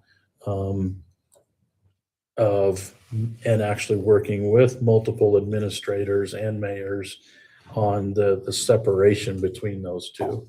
I brought it up with one with the interaction with the public.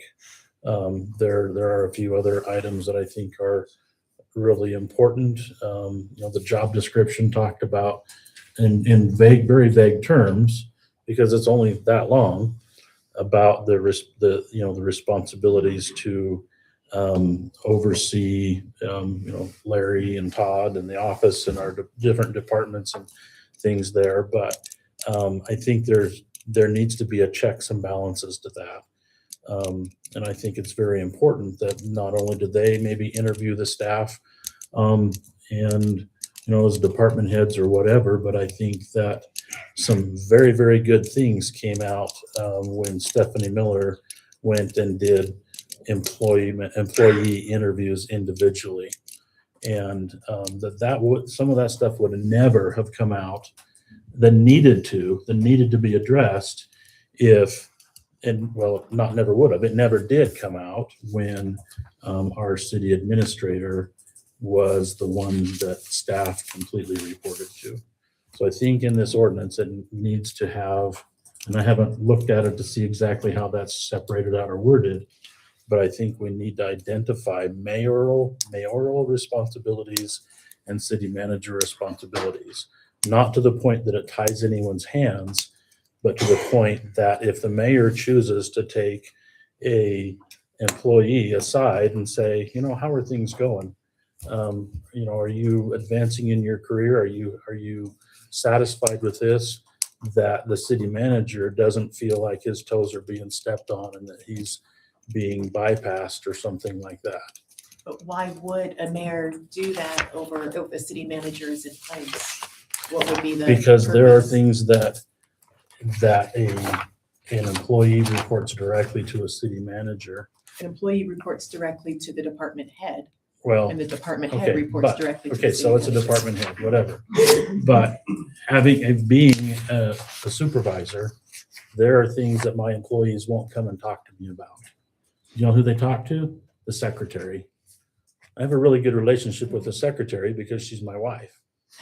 And so there are things that an employee or a department head would not talk to a city manager about. But if a mayor comes to them and says, you know what, it'll come out and it'll make our city better for it. It has done in the past.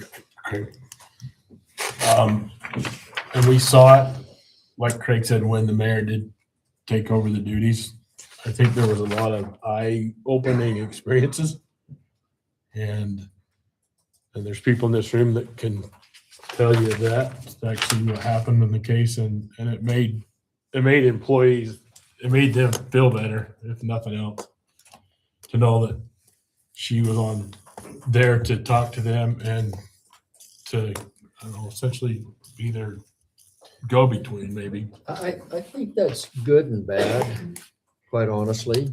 I think if we've got employees that are circumventing the structure, the way the organization goes, I think then we're opening up the door for some creepism of discontent. If we get a manager, the city manager that says, well, you know, I understand I got some of my employees that are going to the secretary and talking to her. Well, I think I'm not sure that that's healthy. No, it's not. It's not especially in a city situation. Yeah, certainly But- in a but business in a environment. Business environment, I Sorry, go ahead. I disagree. In a business environment, I think it's even more caustic, quite honestly, because I believe that's where you get you really start getting the divisions. Because if this employee's coming to the secretary and saying, well, this isn't happening, he's not doing this, and the secretary says, oh yeah, I understand. Well, now we've got a real chasm that's beginning to open. And so I think it's important that, you know, you hire a city manager, you make it very clear, these are your duties and responsibilities, and your team leaders, your employees, this is who you report to. And I think that's the importance of hiring a city manager that has the people skills to build those relationships with the leaders and the employees so that they trust him and they say, or her, whoever that may be, that they have a great rapport with that individual. They feel comfortable in coming to him. I don't like the idea of, quite honestly, I don't like the idea of the mayor interviewing, and it's the city manager's responsibility. As a mayor, I'm going to do everything to support and my city manager and encourage my employees, the city employees, talk to the city manager. Support him. He likes you. He's your advocate. She's your advocate, whoever that is. And so I guess I disagree with you, Craig, there, because I don't think that's not a healthy environment in my opinion. There needs to be a structure and a chain of command. Otherwise, everybody just goes rogue. Right, I think and there that's has what to I'm be a saying. hierarchy. I don't exactly know what it looks like, but from experience in the city, in Hiram City, I can tell you that every city manager does not have the same personalities or abilities to interact with multiple employees. Some they will get along with great. Others, there is just a difference in how they communicate. I'm not saying it's a secretary, that's not right. But if there's someone that's at a similar level, again, this is the checks and balances between legislative, executive checks and balances or whatever. It's important to have someone that can be that they can talk to.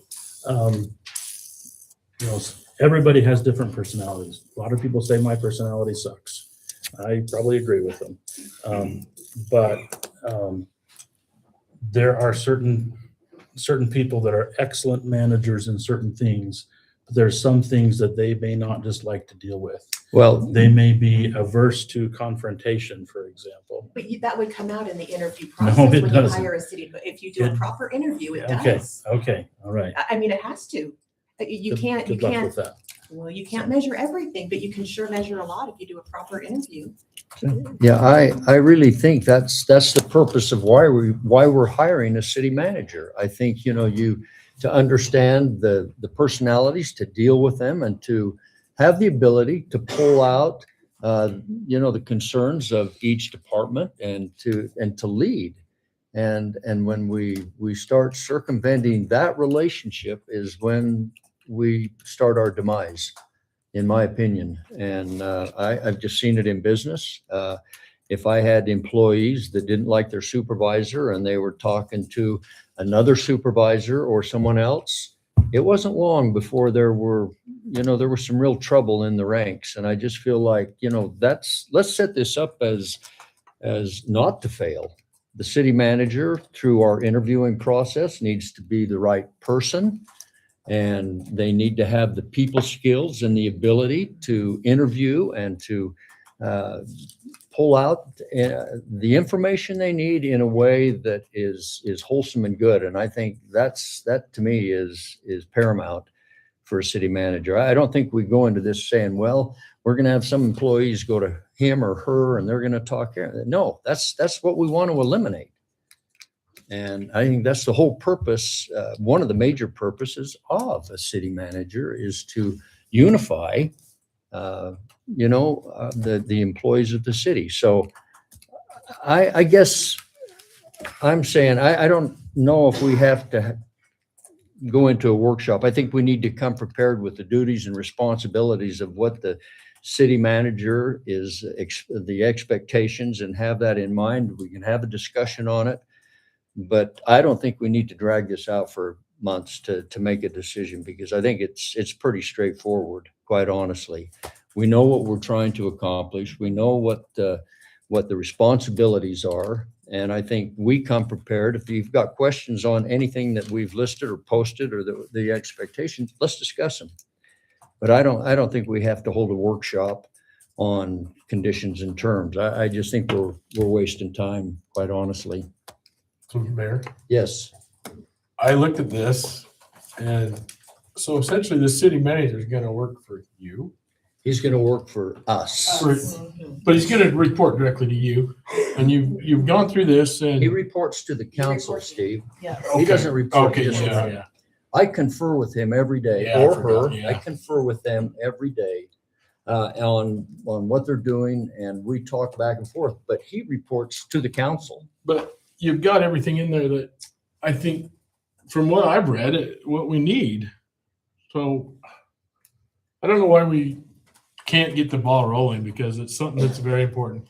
People voted on this, overwhelmingly, they want a city manager. We want it now. So I don't know why you've had help by these guys that have helped make everything that we feel that's needed. And so I really think we should get the ball rolling, because that's what the people have asked for. I think it's outlined pretty concisely in the ordinance here. So, I think the next step is to take it to a public hearing, if that's where it needs to go, and then to a vote. I'll consult with the city attorney, have him review it, have him lay out the next step to go on with this process. And then we have time to continue to review it, and any, modifications or adjustments, tweaks can be made, but I think the meat of it is already there and put Yeah. together. So is there any motion that needs to be made tonight? No. No, it's purely discussion. Okay. That's up to them. Yeah, no, no But motion we put it tonight on there for discussion tonight. for discussion. I think we've had the discussion. I appreciate everybody's input, and I guess I have done my homework on this one, and I feel strongly that we've covered our bases and need to move forward, quite honestly.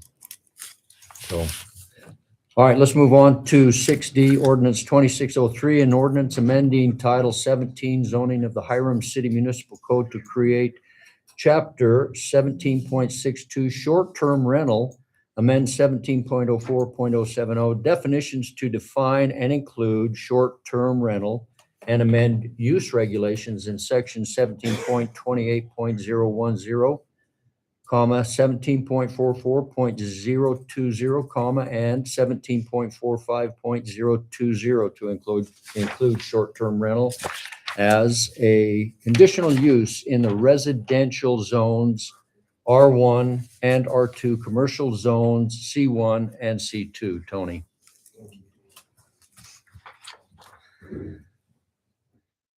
I might stand up if you don't mind. Please. And I kind of wonder sometimes if that workshop has to do with my items I bring, because sometimes we can spend quite a bit of time on them, and that's exactly, in my opinion, what they need. This item tonight is a short-term rental ordinance. There's a history behind this ordinance. It started about a year ago, and the city had entered into a moratorium on short-term rentals in the city limits. There was not a short-term rental ordinance at the time. Staff, well, I had done some research and put some drafts together, met with our staff several occasions, our department heads from each department, which we always successfully team up on land use applications that do come to the city. So starting there, I put a draft together, and then I brought it to the city council on September 18th. And we went through it as a discussion item. We went through it line by line. I got some feelers, some good discussion from everybody, and I took it back and talked with the staff, and then reconsidered a few adjustments. I don't remember exactly what they were, but we were still following the path of where I felt that we were headed. And so following that discussion on September 18th, we scheduled the public hearing. We had it published, and it was conducted, I think, on November 13th. And we moved to delegation with the planning commission. The planning commission did make quite a few comments to it. And those comments, what I believe, were added value to what we had in place. And then we continued it and took it back to on December 11th of 2025. And that is when it reached the full recommendation from the city council to bring it to this, or from the planning commission, excuse me, to the city council tonight.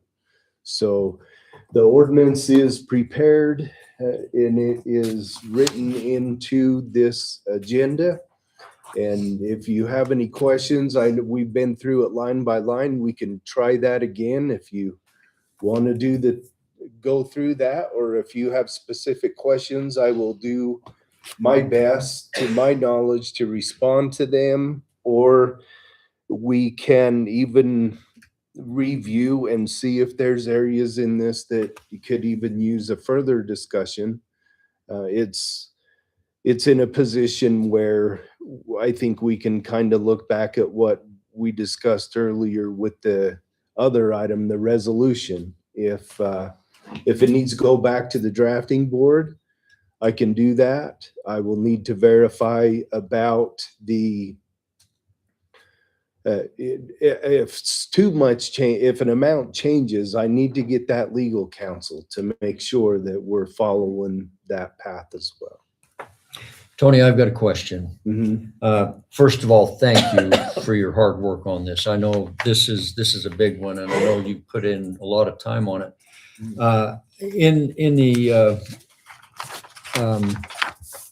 In the ordinance, it states 500 people equals 22 STRs permitted.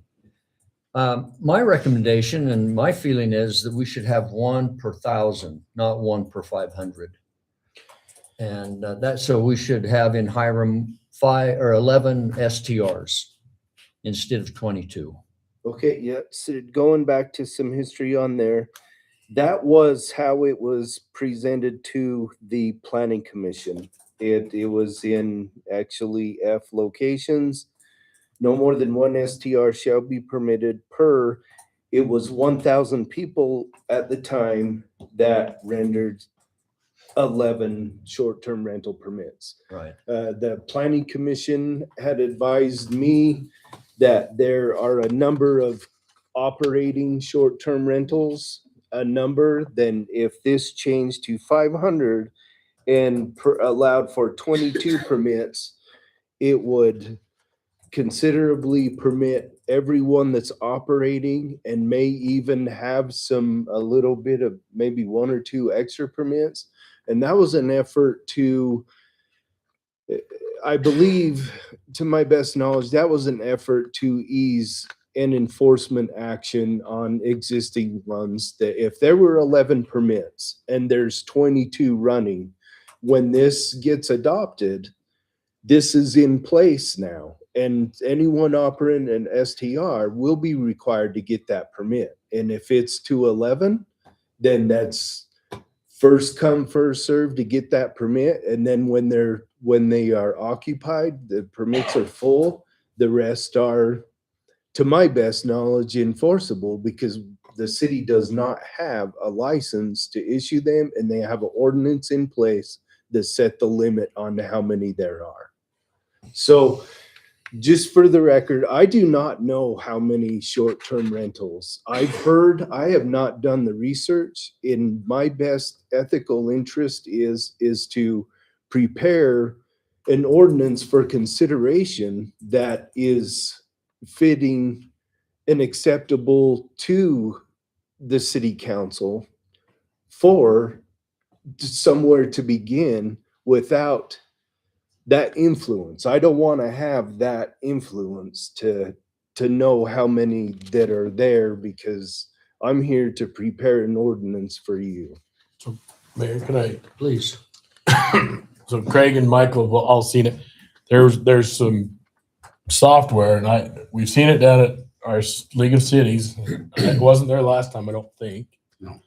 But even a couple of years ago, there was a phenomenal amount that was operating Hiram right now. It's well over 50, wasn't it? There was a lot. I don't think it was that many. Yeah, I want to say 39, 40.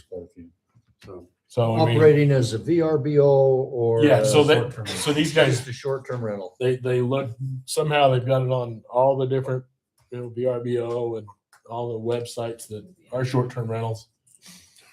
But the software's a lot of money, but I mean, how many, What they did might with be it willing is to they- pay. What they did with is they basically showed you, by not having an ordinance in place and not having a license, we can't collect tax, room tax from these basically home occupation businesses. And so, if we have even 22 short-term rental permits and there's 30 or 40 of them operating, we're gonna collect tax on half of them that are already out there right now, because that's all that can register for permits. We can't stop the others from doing what they've been doing right now. And so my question is like, you know what, they're gonna do it anyway. Why not license them and collect the tax off from the rooms for that? Well, I think it's a lot deeper than that. I think we've got fire code, we've got parking, we've got, neighborhoods that are quiet, that don't deserve 30 cars in a parking or in a lawn, that we owe our citizens a little bit of duty to protect their privacy. And I think if we say, no, everybody can have a short-term rental and we'll collect the tax, I don't think that's ethical. I think we need to go about this and let's identify and license and then police. I think they need to Well, meet that- fire that's- code, they need to have parking.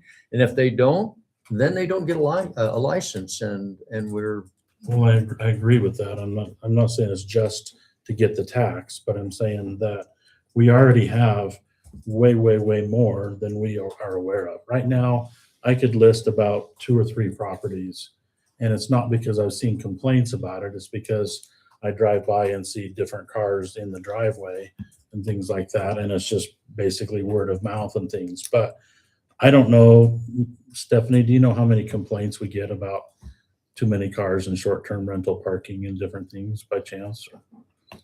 I don't think it's not come to the city council before.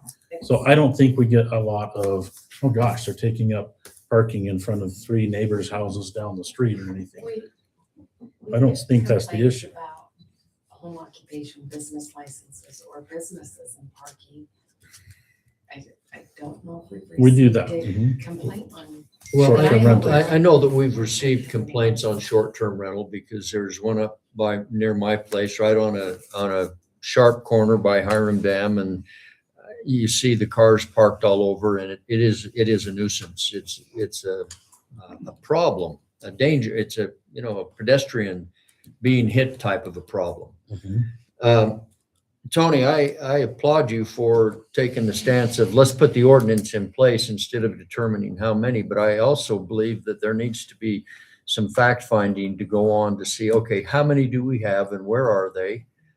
We have an ordinance in place, and I think there needs to be, if it's through our compliance officer or whoever that says, okay, let's contact each one of these and ensure that they meet the requirements of a short-term rental.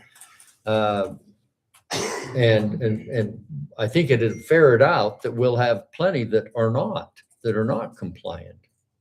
And I think those, we identify, but I think then we determine as a city, okay, we have over 11,000 people. How many short-term rentals do we want? Do we want 11? Do we want 15? I think we have to come to a consensus on what's good for Hiram. And then I think at that point, we identify the ones that are compliant, the others that are not, and let's see how many we've got. Those that are not, we say, I'm sorry, we can't give you a license and you are not to operate as a short-term rental. And that can happen when the ordinance is in place. Right. Right. You'd have to have that act. Absolutely. That's our lock right there. Tony, you said we don't have any idea really who are operating as short I term or do. how many? I do not. I've heard the number from 3 to 21, 22 is, I've heard those. See, my numbers. feeling is, I'm not sure we let how many are currently operating drive the decision we make as to how many we initially approve.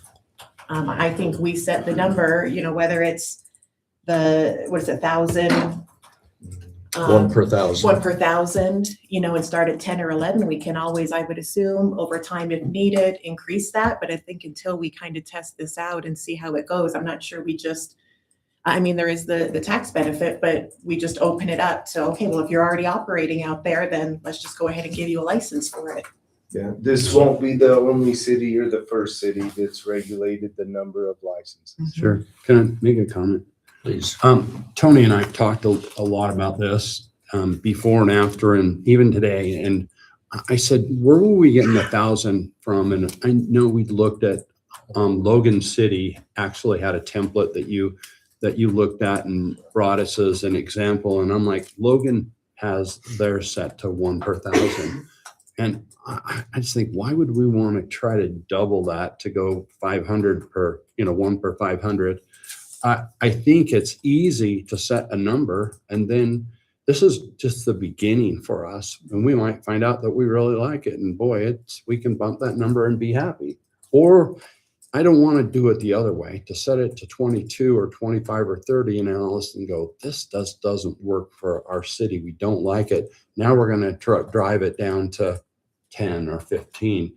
I think that easier to set the number low, allow the people to present an application to us, then we look at if they're fulfilling the requirements, fire codes, parking, all those things. And if they meet those, then we look at this is one that we're going to allow.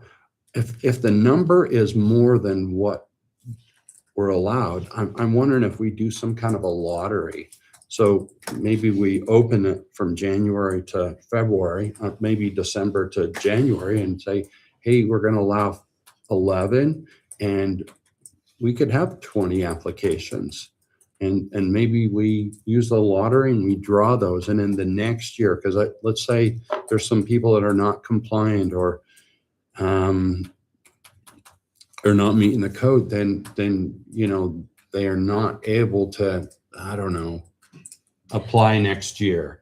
But we allow every year, instead of saying once you're in and you don't ever have to go away. I'm just wondering, this is just a beginning, just a start for us, the short term. We have not been in that arena yet, and I just don't want to open it up. I support the mayor and going back to 1 per 1,000. I think that's what Rebecca has. I think it's a good number for us, and we start and we say, let's see how it goes. Let's get our ordinance in place, and then we let people submit an application, and if they comply. Yeah, I don't disagree with that. I think if the number went high and trying to go the other direction, it would be more difficult because they would be invested into their licenses already. They would already have their license in place. Can't take them back once you've. And if it perhaps gets to that number 11, and this is what I think many of you understand at the city council bench. If a citizen comes in, or a potential applicant comes into my office and says, I would like to do this, I want to try that, or you only have 11 licenses, can I get more? They have a right to petition this ordinance to come and ask for more. So if it heads down that road, we're following that path appropriately, I believe, by, okay, you'll see me again and say, there's a petition made that would like to see 5 more, then we can revisit how many code violations happened at the last ones. And then it's my opinion that if someone is issued a land use permit and a business license, and they've had 3 violations and haven't complied to it, and is there interest there to give or represent that neighborhood or that portion of the community the way that this conditional uses business license is set up? If they're doing that, we pull it. And then if there's 11 and then there's 10, there's one sitting there. I don't know about the lottery. I think we'd have to talk to Okay. get some legal And counsel. I'm okay. I'm just trying to On figure that, out how to right. make this so that Yeah, somebody wasn't turning this into a lifetime and then, yeah. Nobody But That's it's, what people do. yeah, I mean, there's people that have bought houses just for this purpose. sure. I hear it. They make a lot of money. There's also people who are senior citizens who have their parents bought a house and they're going to school and they live in one room, and there's a plethora of different situations, from convenience to need to everything else. And my thought is, if they're complying by whatever ordinance we end up eventually approving, and they're not getting complaints and things like that, it's not, I don't know why we would really want to try to say, oh, sorry, you're within 660 feet of there's somebody else, you can't do it. If they're, I mean, they can't even park on the street, for heaven's sake, and what we've got right now. I mean, that's like way, way more restrictive than somebody's house. And so I don't see why I don't think we should get wound up about the number. I think that if we're gonna enforce it, I think that's a great suggestion to say 3 strikes, you're out, or whatever that looks like, that wording looks like. But I think that's much more applicable to make it so that it's not disruptive to the community than it is to limit the number of them. So in other words, regulate it by their qualifications to meet the ordinance. Yeah, they have to, like you said, all those things, fire, they have to have, smoke detectors or whatever. I mean, our certain types of businesses we have, the fire department goes in and does an annual inspection on it. If you want to make that applicable here so that they renew their business license, they have to make sure that they haven't, put bars on their windows so you can't get kids out, or, I don't know, whatever that looks like. But I think it's much better to encourage people to be successful than to try to prohibit something, as long as they're doing it in a responsible way. That's a good point, Craig. Let's take a case in point, though, just a real life scenario of there's a STR on Center Street, right at the end, on the south end, on the corner, right above Hiram Dam. And I don't know the owner, but I know that when that's rented, there's cars on the lawn. There's probably a half a dozen cars that are somewhat out in the street. There's probably 30 people living there at that time, or I don't know. There's a lot of kids. There's just a lot of activity. And I think if our ordinance was tough enough, we've got to say you can't park on the lawn. You can't park out in the street. And I think the size of the home, the fire code certainly would denote what they could have, I would think. Is that? By occupancy. By That's how occupancy. we set it up. And so I think, in that situation, certainly the neighbors are going to be much happier if they have to follow that code and those things are taking place. So I somewhat agree with you, Craig, that maybe we don't set a number, but we put some teeth in our ordinance to where, okay, we are okay with STRs as long as they are doing this. And then And I don't have a problem with not having a number. I just don't want to make it overly restrictive to where we've got people that are doing it now that can't get a license without Yeah. But I petitioning. think the because- problem is there's people doing it now, but we don't know. We don't know if they're in Yeah, there's a compliance, and million. if we were to issue Yeah, licenses, I how think many there's more would than we be? think there are. Yeah. There's definitely more than we think. Tony, a quick question for you. I didn't see anything in here about the transient room tax. Does there need to be an adoption of that room tax to be able to collect it in this ordinance?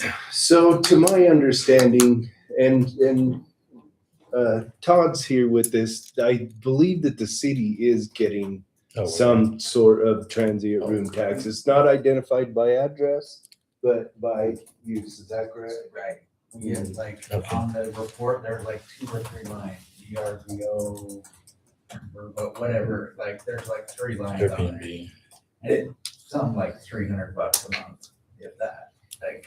But to be It's able point to to collect the it from everyone that is licensed, does it need to be added in and adopted into this No, it already ordinance? adopted. It's it already already in the is. Hiram City Code. Okay, okay. Yeah. Thank you. But it's identifying those that are running an STR. Well, it doesn't give addresses or anything. Like I said, there's like 3 line items, like on the report. And we're just getting a check from the state. Comes from the headquarters of VRBO. VRBO. So if it's rented through one of those organizations, you say that they collect tax on. Oh. Yeah, they just collect it. Okay, Thank but if you. it's not, if it doesn't go through one of those, then we're not necessarily receiving. Right, but I don't, right? But if they're licensed, then wouldn't we be able to identify those to be able to collect that? Right. Yes. Shouldn't that be where we need that software? Cause that told us every night that was rented, it was spot on for everything for the year. How many rentals? Probably not worth it. I don't remember what it was. I think the mayor looked and it seemed like it was cost prohibitive to I us agree. to look at. Yeah. So So, Tony, just a question, and maybe for the council as well, just for my understanding, is it possible for a homeowner to not be either registered with VRBO or Airbnb and just start putting that out of, home for rent on a regular basis? And I would think that could happen, couldn't it? Yeah. And so are we getting that? No, because I wouldn't believe so because they are not following or plugged into the VRBO or the short-term rental or our city code. That already our city code. And Akeisha, our business license specialist, pointed out to me that where it is in our city code that when that happens, they need to pay that transient room tax. Yeah, so if they're gonna do it, that's when an enforcement action, and I say that respectfully, enforcement, the goal is not to so much enforce, like enforcement is the action word. First, it's educate. Second, if they're not, then there's an enforcement action and say for you to comply, first you'll need to get a short-term rental license. And then we have an application draft that I put together for these short-term rentals that they will fill out. They will get a copy of the code and I will sit down and spend as much time as they need with me to go through this ordinance and say, this is how you can successfully operate this. And this is what it means when in these standards, if you're not following the conditional use permit guidelines or the business license, this is how that's going to get enforced. And it's written into the ordinance. I know that there was some comment that it was it was front loaded into the ordinance, how I wrote it. And I also put it in the back as a second time reminder that they can't come back and say, I didn't know. And so we have it really in there strategically 2 times. So That this is an enforceable action. So the operative word is not penalize. We don't want to penalize them, but we want them educated and compliant. That's correct. I think everybody could agree. Yeah, another reason why I feel like we need to start smaller before we go bigger. And, look at what we have, license, 10 or 11. Once we've got 22 or more out there, now it's an enforcement issue. And there's time and resources and There's a lot of potentially attorney fees. legal, to be able to enforce that. So I think that's my opinion. It may be, Rebecca, it may be one of those situations where once we have our ordinance and once we demand compliance, that we see it growing. And then we look at it and say, what's this hurting? What is this doing to our community? I mean, let's really analyze and say, what is it really doing to our community? Is it hurting? Is it bringing more people to our community that? We can ask that question amongst each other right now and today because if I'm hearing there's up to 50, we've got received one complaint. One documented complaint of an STR is in my office, and it was submitted right at the time when I was consulting with the city attorney to have a moratorium that nobody could get. We didn't even have a short-term rental license to offer them at the time. But I wanted to make sure that we had this time to go through and prepare an ordinance so someone couldn't come and write one for us and give us an opportunity to get a little ahead and understand and wrap our minds around how these operate and look at other cities and how they've done it. And I've not seen one city the same. I've seen other governments get sued and lose. I've seen some get sued and win. That's not, I don't think how to pursue it is, are we going to win or lose right off out the gates? I think we're taking a step forward where we have an ordinance in place that we can work with and we can learn with this. And it just like any ordinance our forefathers adopted before all our time, many of those still exist and they change, they evolve with the community, they evolve with citizens' needs. And I see this as one, two, and we're at the beginning of it. And there's going to be generations after us that will be working with this ordinance to keep it fine-tuned so it fits our community. Right now, we have nothing. Yeah, this is a launching point. What was the maximum that they could stay?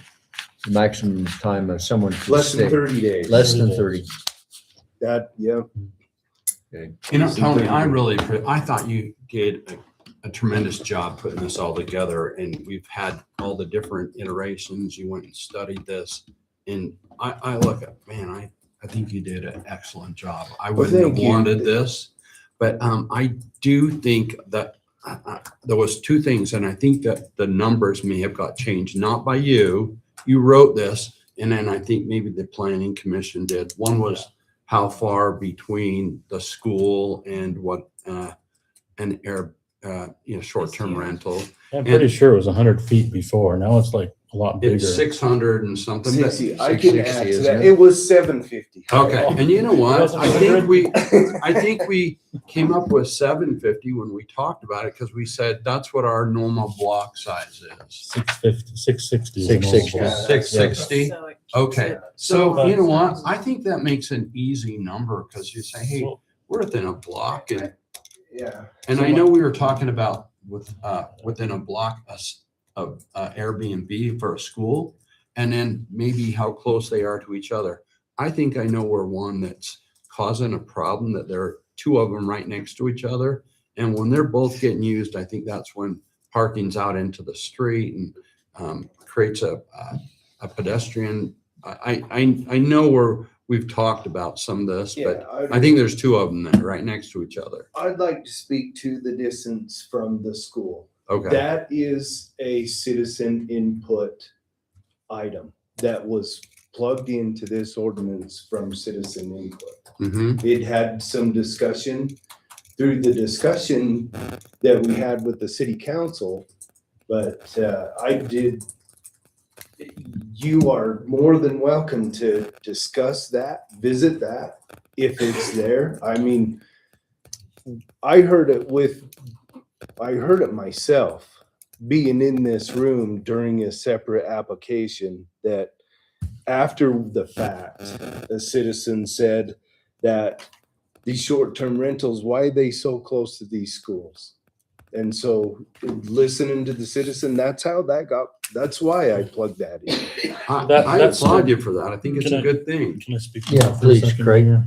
So Tony, just say the words. That discussion comes from the Market 1860 development, which already has 13 short-term rentals approved. If they want to proceed that way, they may or may not. They're looking at options with that development, but it's approved if they want to do that. That's my understanding anyway. My understanding is that it was it was approved as qualified as a hotel and motel.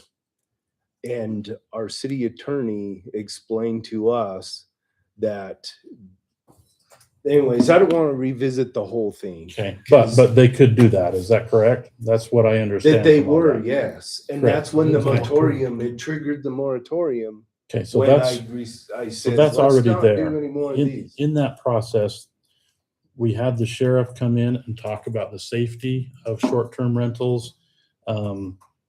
He addressed that. Chad Jensen addressed that at length. If you have, well, let's take Lincoln Elementary over here. Okay, so if you want to have somebody on the opposite side of that block put in a short-term rental, it's within 660 feet. But that's not going to impact the school. I think that is just is onerous, and I think it's restrictive. If you look at Melinda Painter sitting right here, she needs some additional income. She lives across Main Street from the school. I don't think that that's going to be a pediment or a danger to school safety. Same thing with Steve and Linda Downs. I think they probably enjoy their home to themselves, but I just don't understand the clamor, if I use that word, about safety with short-term rentals. For the most part, we don't even know where they're at in our city. And so, and especially if this ordinance is in place that basically looks at the number, you say 30 people, yeah, that's a lot. It's probably exceeding the one person per 200 square foot, unless it's a really big house. And so I just think that, if we want to say within half a block or something, so it's not impeding, the parent drop off and pickup areas, I think that's absolutely appropriate because, if you have people that aren't necessarily familiar with the area, coming in and parking, that could certainly be problematic with fronting a school and different things of that nature. But I don't see reason to have it limiting from a whole block away on it, frankly. Well, I somewhat agree and disagree with you, Craig, because That's good. I feel like I'm looking at child safety, I guess is what I look at. And, and you take 1860 or whatever that project was. In my opinion, that's a poor choice for a hotel or a short-term stay when you have elementary children walking right in front of there day in, every morning, every night. And I just look at their safety. And I'm not saying everybody that would rent that is a dangerous person, but I'm just saying I think we owe it to our community to err on the side of caution and safety with regard to restrictive distances. And I think a block away, I think, is just a block safer for elementary children walking to school and junior high children walking to school. I don't think we have to put a potential danger right in the path just because we haven't had a problem. I'm not sure that that's justification for shortening that distance, quite honestly. That's my opinion. And I think in addition to the school situation, there's just, if you have a block with multiple STRs on the same block, I think then you get into traffic situations and parking. And I think, and we're a small community, we're not a big city. So I think there's wisdom, prudence in spreading it out a little bit. So if you have to park, and I don't necessarily agree with this, that you cannot park in the right of way, especially if you look at the older part of town where we have 99 feet right of ways, everybody parks in the right of way. Well, I shouldn't say everybody, but there's a significant amount of parking in the right of way, and it's allowed by our ordinances and things.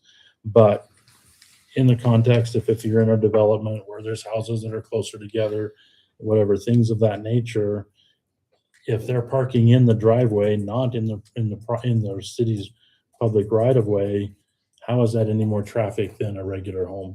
It's not any more traffic than It's your not if regular they have homes. designated parking that allows for the So- vehicles for what they're renting for. Yeah, it doesn't. I don't see that that's any different than a family that has, and if they're limited by one person per 200 square feet, that's not any different than in substantially than a family that has 5 teenagers like I had at a point in time. Yeah. And so I just see that as like, yeah, if they're, you know, I think Steve, you mentioned that there's 2 that you think are right next to each other and parking is a problem. They're probably not following this parking ordinance right now. That's a fair Agree.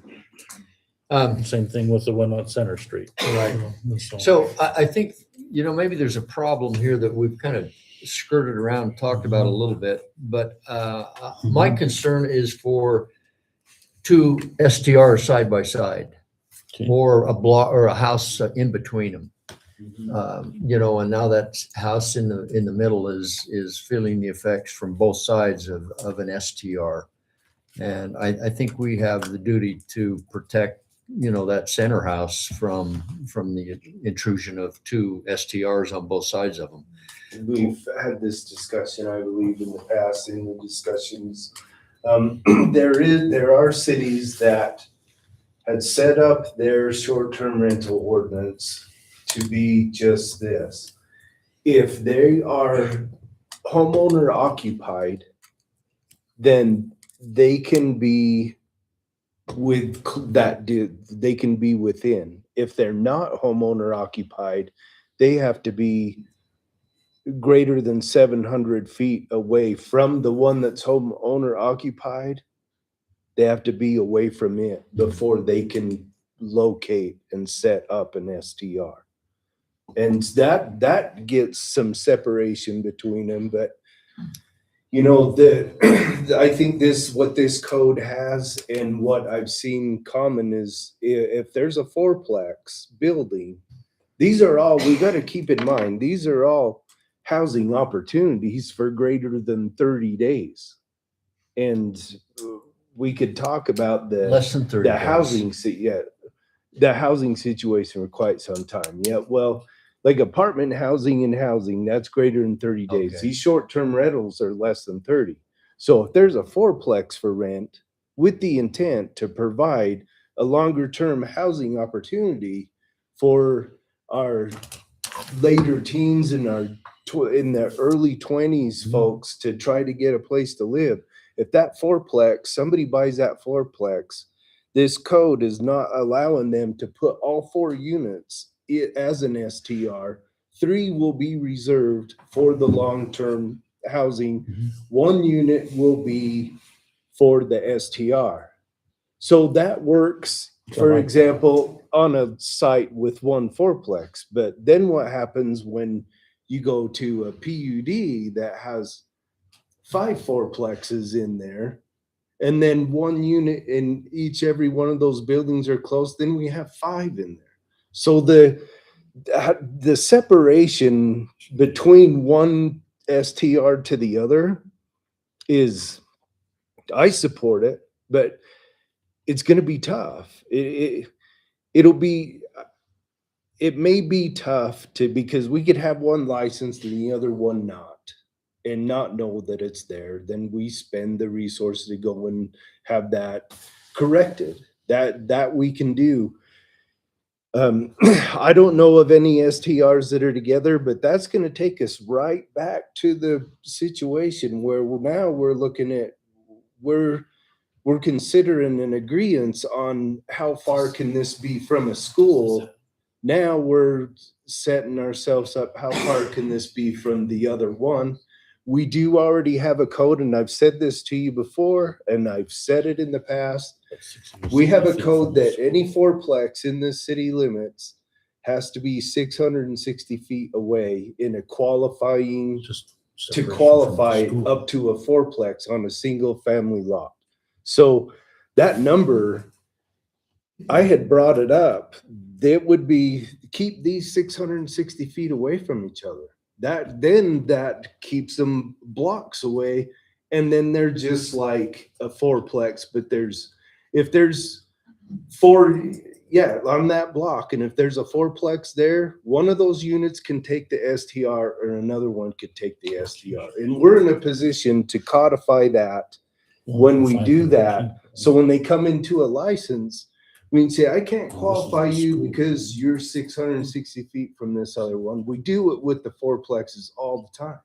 Sure. And, you know, that's, Residential if structure. that is something that you have in mind in distances, I would make the recommendation for that. That is something I'm gonna have to take to a public hearing because now we've done, I don't think- we're doing our due diligence right now. And we couldn't have got here without the public hearing. I have no problem going back because we can't license any right now. We don't have a license for them. We have a active going ordinance right now that passed a public hearing. Nobody can get one. They have to wait until this is approved by the city council now before we can even accept any of them. I like your recommendation. So right now, I don't know. I mean, again, I go back to if we want to say every third house or fourth dwelling unit or something like that, fourth residential structure, but again, I don't know. I mean, if they're renting out the whole house versus renting out a room, all those things need to be considered in that. It makes a big difference on It does. the impact and things like that. And so not knowing that, you know, I don't know. It's just, I just try to err on the side of we're trying to encourage people, again, I said this already, to be successful and make it work for them. You know, we've kind of done a lot of the same things with home occupation businesses. We're just trying to, you know, let people, you know, especially if times are difficult, it's a little bit better economy now, but there was a time when people were just really trying to start up home occupation opportunities because they needed that. I don't know. I just don't think we can always come back. Well, you're right. If they've got a license, it's harder to limit it. But that is a good point. I kind of feel like if people aren't being a nuisance, if it's not a public safety issue, I kind of hesitate to tell people what they can do with their property very much. Like, I think you need to be minimal on those regulations because, you know, I mean, like you were saying, like a fourplex and saying, well, you can only do this in one of those. Is that our place to tell them what they can do with something that they buy and that they've put an investment into? I feel like if they're not causing a problem, if they're not hurting anybody, then why can't they do that? It's a great question because when these aren't, they're not the use that we find in the quiet or single family dwelling settings or in something that we can look at the PUD down by Shortstop. Those are long-term, those are residents that are there greater than 30 days. And in that environment, the folks who are coming, are they going to be public nuisances or are they going to be someone that is sincerely going to be using this Airbnb and calls for service when the police come? That's when you kind of find out where they're at. And if we have 4 of them licensed in a fourplex and that fourplex becomes the party central of the city and we're getting calls for service, there's nothing that we can do other than to tell the citizen we've licensed all 4 of them. But that's where I with think these you say nuisances, we can pull the license. you put in whatever it is, 3. I mean, if they got a fourplex and there's 3 complaints about it, there's 4 of them right there. I don't know how that would work, but we could write that. But I think that's an important aspect that we should have in here is something about license opportunities or restrictions or something to that effect. I think that's In important. standards number 1, that's what I had it in place Oh, that okay. would start the discussion with any license holder. I think these are subject to the business license. And then. But the business that's license public. ordinance, I'm sorry, Tony, the business license ordinance doesn't say X number of complaints or nuisance Oh. infractions and you lose your license or it's Correct. not renewable the next year. Yeah, or we something can like that. put We that have, in. we have done that on a case-by-case basis when people have come into the city council for home occupation business licenses, that there's potentially some question about neighborhood impacts, but it's not an and that's established by the council, again, individually, but it's not part of the ordinance. So I think something to that effect is something I would support, whether it's 3 or 5 or, you know, I don't know if it depends on the weight or what type of, you know, if it's just a complaint, I don't think it's appropriate. If it's an infraction against the ordinance that is a nuisance or something to that effect, then I think that would, in my opinion, would qualify for that. Yeah, here's an Um, example text. The short-term rental is subject to the city's nuisance ordinance regarding noise, garbage, parking, occupancy, etc. And more than 3 violations within a calendar year may result in the revocation of the STR's conditional use permit and business license. There you go. That, Either revocation or non-renewal, whichever way we wanted to look at it that way. Okay. So if we have that in place, then we don't have to say, well, you can't turn your fourplex into Airbnbs, or if it's becoming a nuisance, then you've got that in place already to say, we're going to revoke your Yeah. license. So then if there's, we can, let's just keep diving into it. So if there's a fourplex and there's 4 units, there's 4 short-term rentals, only one of those units is the problem with the calls for service, but the other 3 exist. And that one gets pulled, there's still 3 more in that building. It's gonna be a by license. But not it's by the same building owner. basis. Yeah, But It's the same owner. right, but it is the same owner. And so therefore, you They know, would have it- 4 what's the licenses. difference? We'd have to get some legal counsel to take Well- all of them, if just I that. agree. So is it an owner, you would revoke the owner's right, or per unit, or It'd be a- per, is it the address It or the would be the owner? license holder of that unit. So Yeah. it would, Yeah, Of that unit, so it's that particular license. You that couldn't, short-term you couldn't rental, yeah. automatically Number pull 3 off this that. Because time. Next it's time it's number considered- 2. right. Its Next time it's own number residential 4. structure. And so dwelling. we're getting kind It's of ca- a lot of Each unit complaints, is its own not dwelling, the so same we don't number. get, So you take from the owner, license not to from it. the address. So this has been whether you want to call this a workshop or a council item, I don't know, Mayor, Well, but I have think there's issues that you're gonna have to take back, yeah. I- Tony. Yeah. There's one And- question, can I just add one more item Please. that we haven't Yeah, talked about yeah, yet? go ahead. Sorry, is on the owner, this is number D2.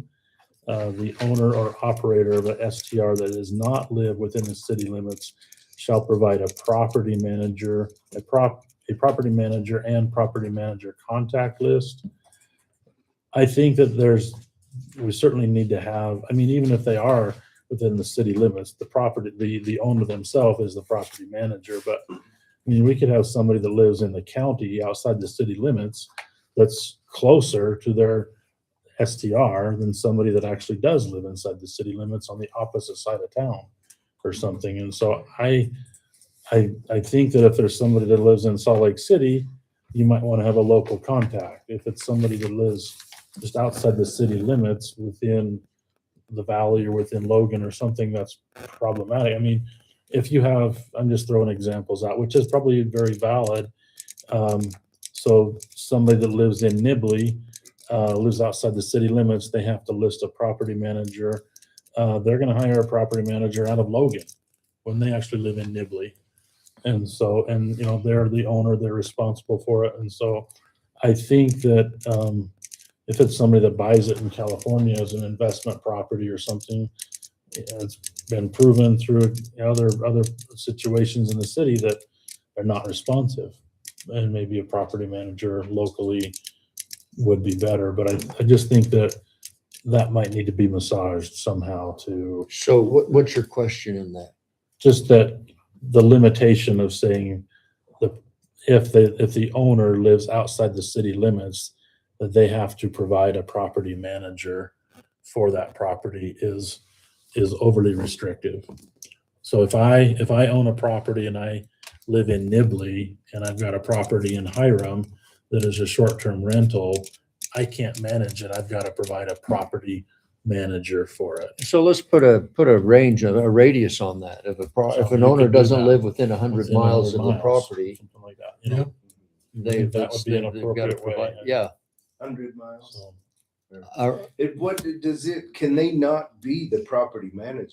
well, that's the question. That's the question. You yeah. could, if you could say the owner could be, but even then, somebody that lives in California, I mean, the thing is, they're not gonna be able to come clean it. They're gonna have to have somebody that comes And and that's- checks on it. Yeah, and that's absentee property owners are some of the most challenging property owners to Right. gain compliance from.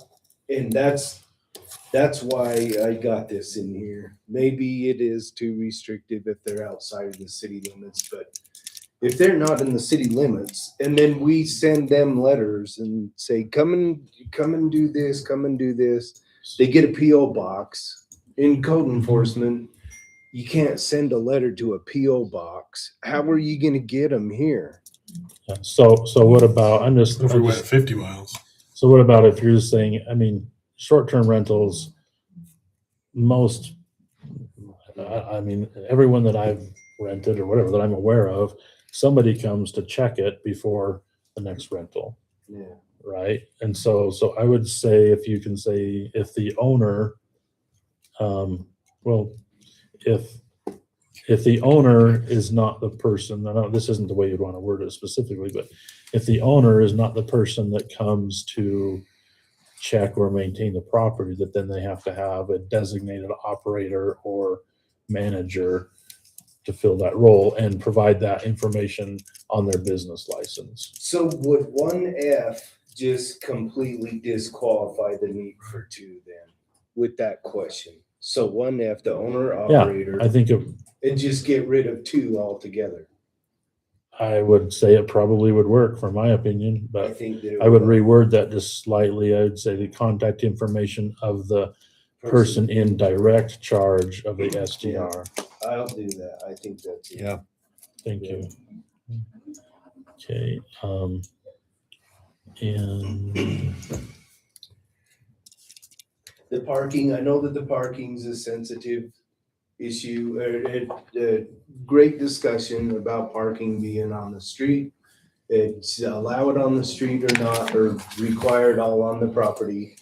It's been the discussion that I've always arrived to is that these have a business license. They have their license to operate as a business. It's a short-term rental business. They're open. Their license goes from January 1st to December 31st. They're open all the time. And there are parking restrictions here in the winter. If they can't set up and demonstrate that they can accommodate the parking needs for their property, and they're relying on the public right of way for a license approval, it's a disservice to them the other half of the year because they can't be parked on the road. That is why I have written the parking the way that it is. If you have any feedback or disagree with it, you can let me know and we can look and revisit it. But I support the way that it's written now. I liked what Craig had said about maybe just applicable parking laws. Because everybody in Ireland parks on the street. I mean, They do. everybody does. And I don't know if we've got a house next door to me that, wants to rent their stuff for an Airbnb, if they park on the street, then they're not going to be different than me parking on the street. so what about, I mean, homeowners don't own the city street fronting their property. But, and Mayor, you mentioned the property at Center Street, they're parking all along the block or the street or however far or whatever. What about, and this is a business, you're saying they're operating this as a business. But, and so I think it's okay to put some restrictions, but I don't know that we should be more restrictive than than we absolutely should need to be to make it effective and to protect adjacent property owners. Could we do something that would say, Follow up, city applicable city parking laws, which is no parking on the street from November to whatever it is in the spring, but then say on-street parking must be kept within the side property lines of the residents. Then the side yards of the president, or Basically between just between property lines, is how I would say. I don't know. I mean, I don't know exactly way to word that, but just so that I'm not parking in front of Steve's house if I'm there at the neighbor's short-term rental or something like in that. our commercial code, we do say that off-street parking can't be further than 300 feet away from that property. But again, if this is a single-family residence, we're putting that parking restriction in the public right of way that is only from this property line to this property line, and don't do that to the dwelling across the street from it and say, you can go anywhere. And then they park there, that they have a right to park there. And then the STR says, you can't park between this corner and this corner. And, but I can only park from here to here. You can park there, but I can't park over there, park over there. I think that we would probably have a law enforcement officer just roll his eyes and walk away and say, I don't know how to help you.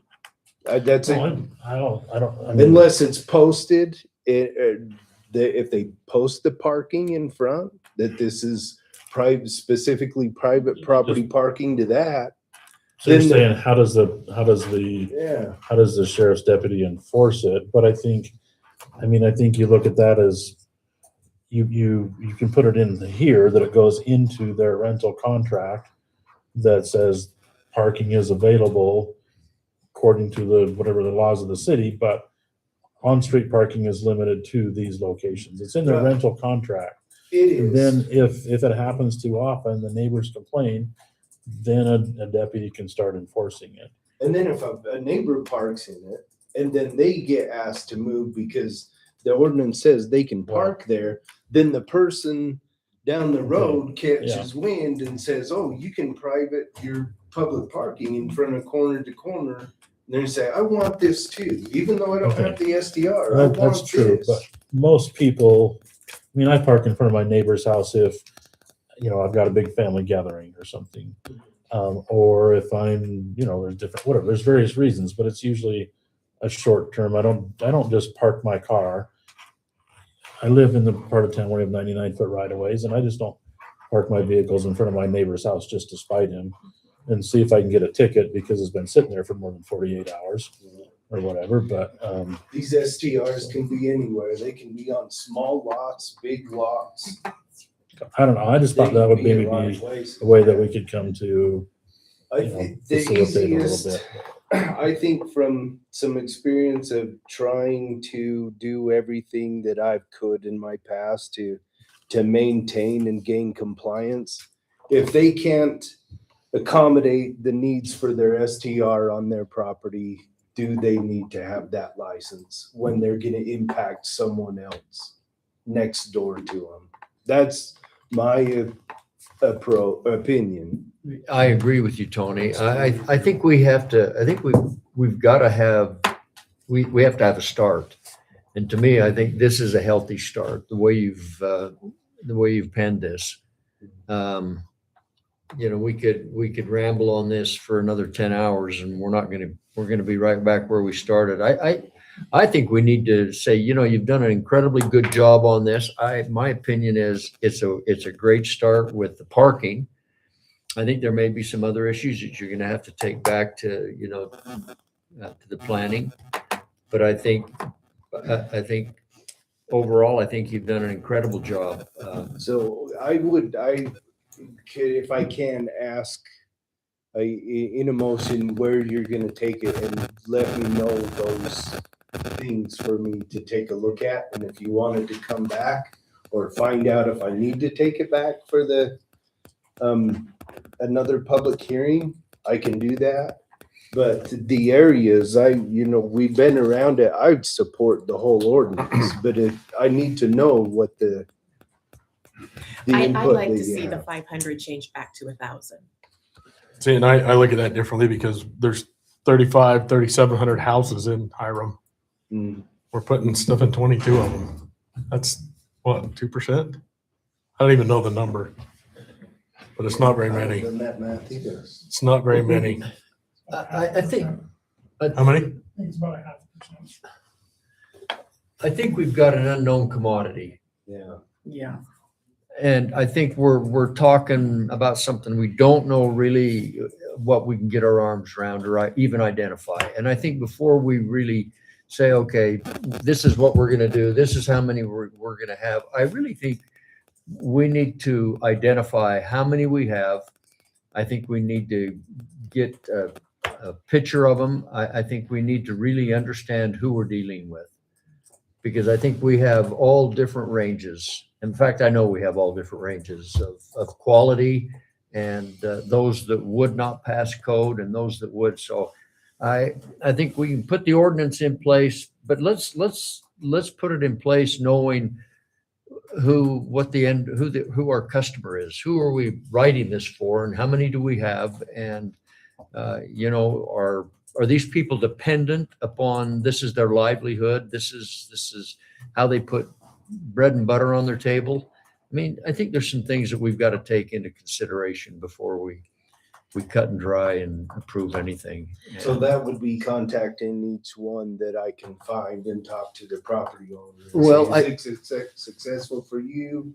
Is this your main source of income? No, I don't know that that's you that does that, Tony. I don't think that's your responsibility to find that out. I think that, I don't know if we have to go about it another way. I don't know about if we can contract with a company to identify, not necessarily buy the software, but identify who in Hiram proper has STRs. And there's, I think, one could be to find out how many there are their addresses, the public information. Another one is access if the property owner is addressed to that property or have an absentee address. That I can get. And I think, there we start. We have a code enforcement officer. And this may be part of his responsibility that we say, okay, Jeff, this is what we need you to do. We want to identify and we want to get a full list of all of the STRs in Hiram. And we're going to invite you to get all of that information for us. And not that has any impact on your ordinance, because I agree with you, Tony. I think we've got to have the rules in place before we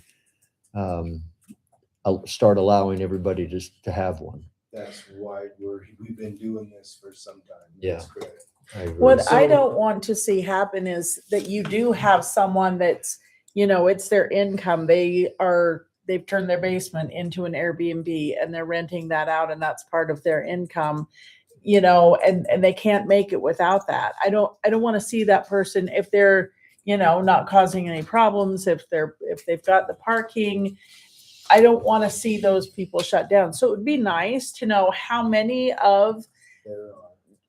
there are, so that if those people, if we put an ordinance in that makes it so they can't do that anymore. Well, no, I think they still have to follow the ordinance. Well, yeah, I but- think the ordinance And I'm not saying that, yeah. but I'm just saying, like, you don't want to put something in place that's going to turn people into violators of the law. Do you know what I mean? We'll give them the opportunity And to so- become compliant. Right.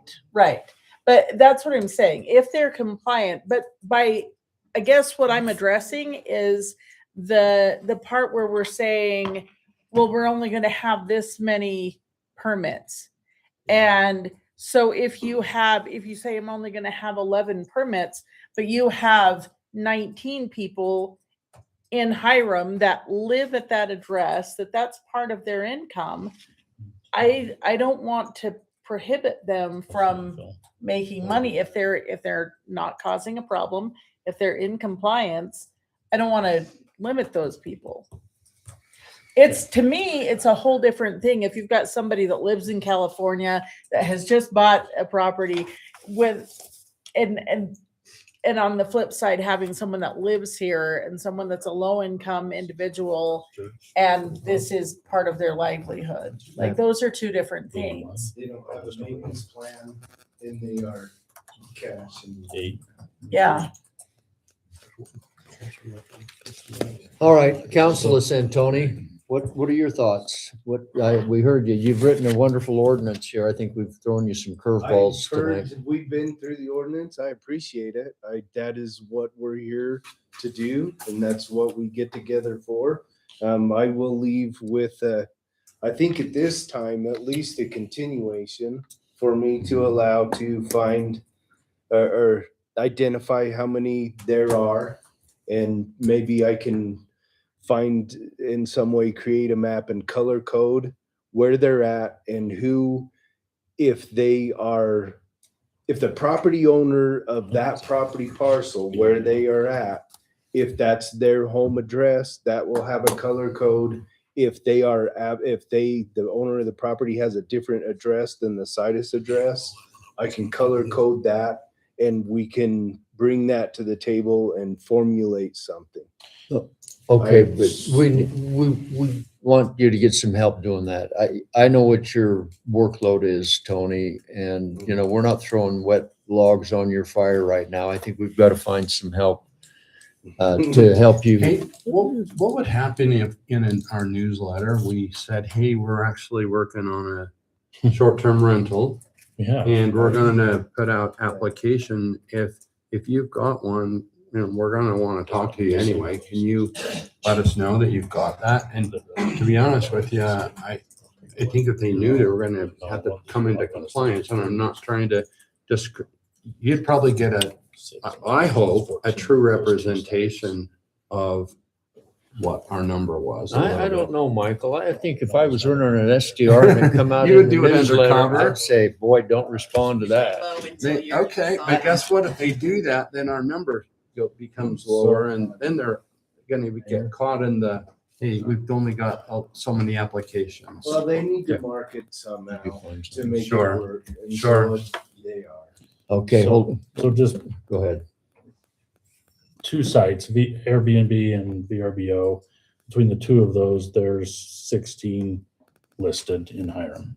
So that's the number we're talking about. I'm sure there's probably some other sites. Those are popular ones, but those are, Okay, that's a So- great starting point. I mean, and the prices pull up and range from $80.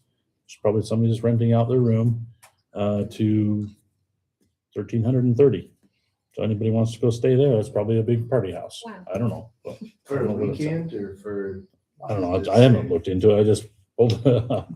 Okay, That house is down Fifth West and it's got quite some amenities. Yeah. could And we, So does he need to know, what do you want? I mean, we had a lot of discussion. Did you get notes? Oh, or yeah, I do got you need to notes have items that you wanted to? to give us identify options. how many there are and how many are, the properties are owned by where that STR unit is that are addressed to that site, and what property owners are not addressed to that site that own that property. That can give a feel of if it's an absentee property owner or not, because they'll have their own address somewhere else, but they own that property. That's public information and I can get. how does knowing that information implicate How does that? the make it ordinance? If there's 16 right now, it doesn't. Well, But if it's more, and I guess, we can look at what it'll do by knowing if they're.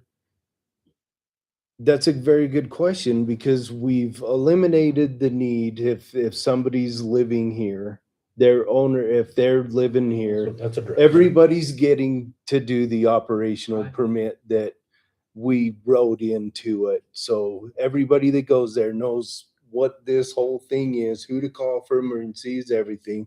Trash, get your garbage out. This is collection day. And so we have that. That was one of them that had to do with an absentee property owner. And the other one is the amount of licenses, if there's 16 or 22, to investigate, to find out if that's their income, for example, that was previously given, if there is an elderly folk that hasn't one, Right?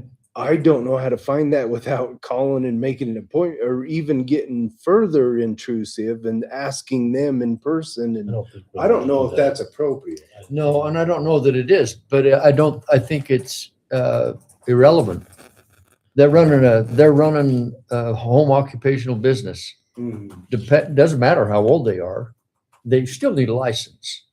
Even if they're depending on that for their income, they still need a license to be compliant with our city code, right? Yeah, so to eliminate the distancing, to cancel out making an impact on someone that is getting that money, or if they're getting the money and they're running without any nuisance right now, it's the 660 feet between one STR and the other that's going to start eliminating some if we do hit one a block.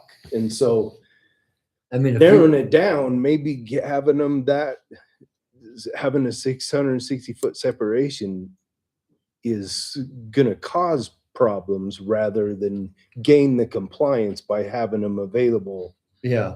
And curable by taking the license if they're not complying. Okay, if you look at this in a really simplistic manner, okay, number one, we haven't had a lot of calls for family disturbance or in any of them that we know of. I'm not aware of any We've calls had for citizens service. call because of issues that are parking, but I don't know that we've had any police calls for problems at any VRBOs or STRs.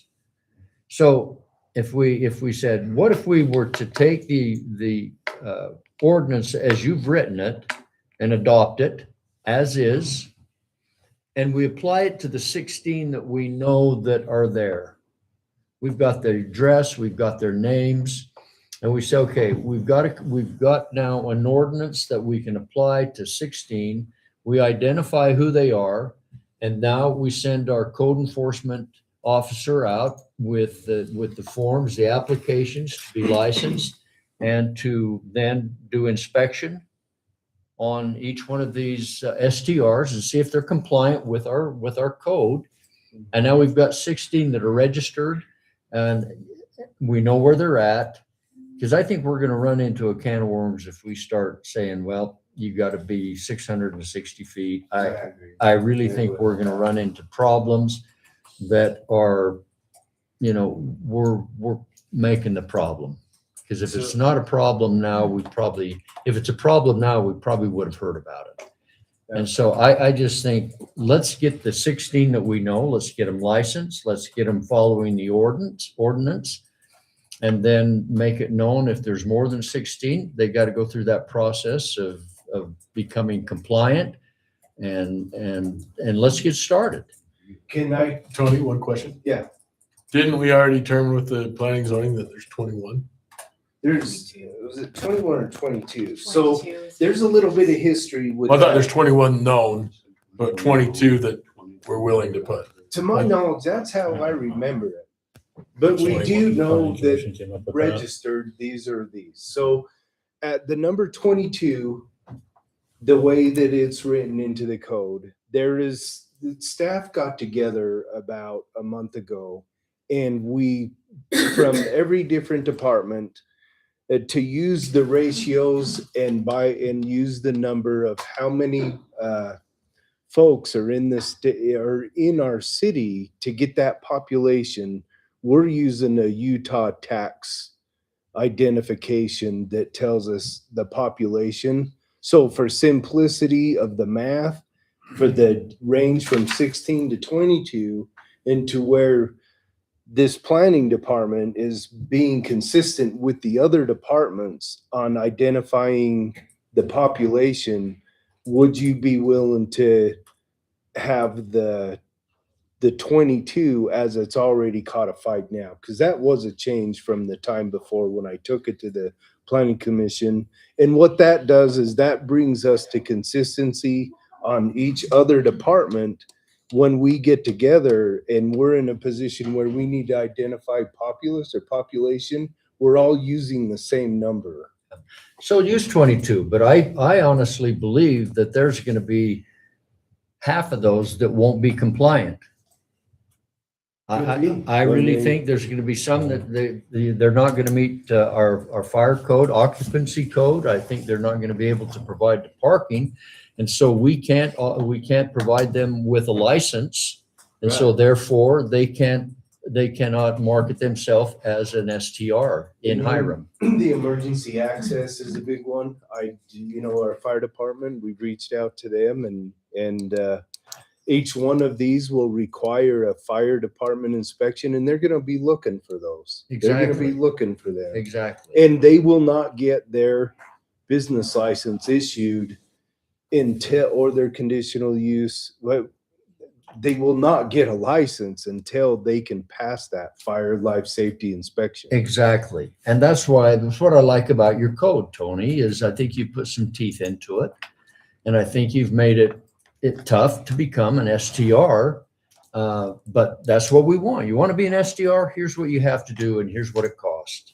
And so if you still want to do it, then go at it. But I'm just saying, from what I've read and studied over the past week, you've put some teeth in this to the point where I think there's going to be some that just aren't going to cut the mustard. And so I think by default, they won't fit the bill. So I would say, instead of hashing this to death, I would say we move with it and get the 22 or the 16 that we know of for sure. Let's get started with it.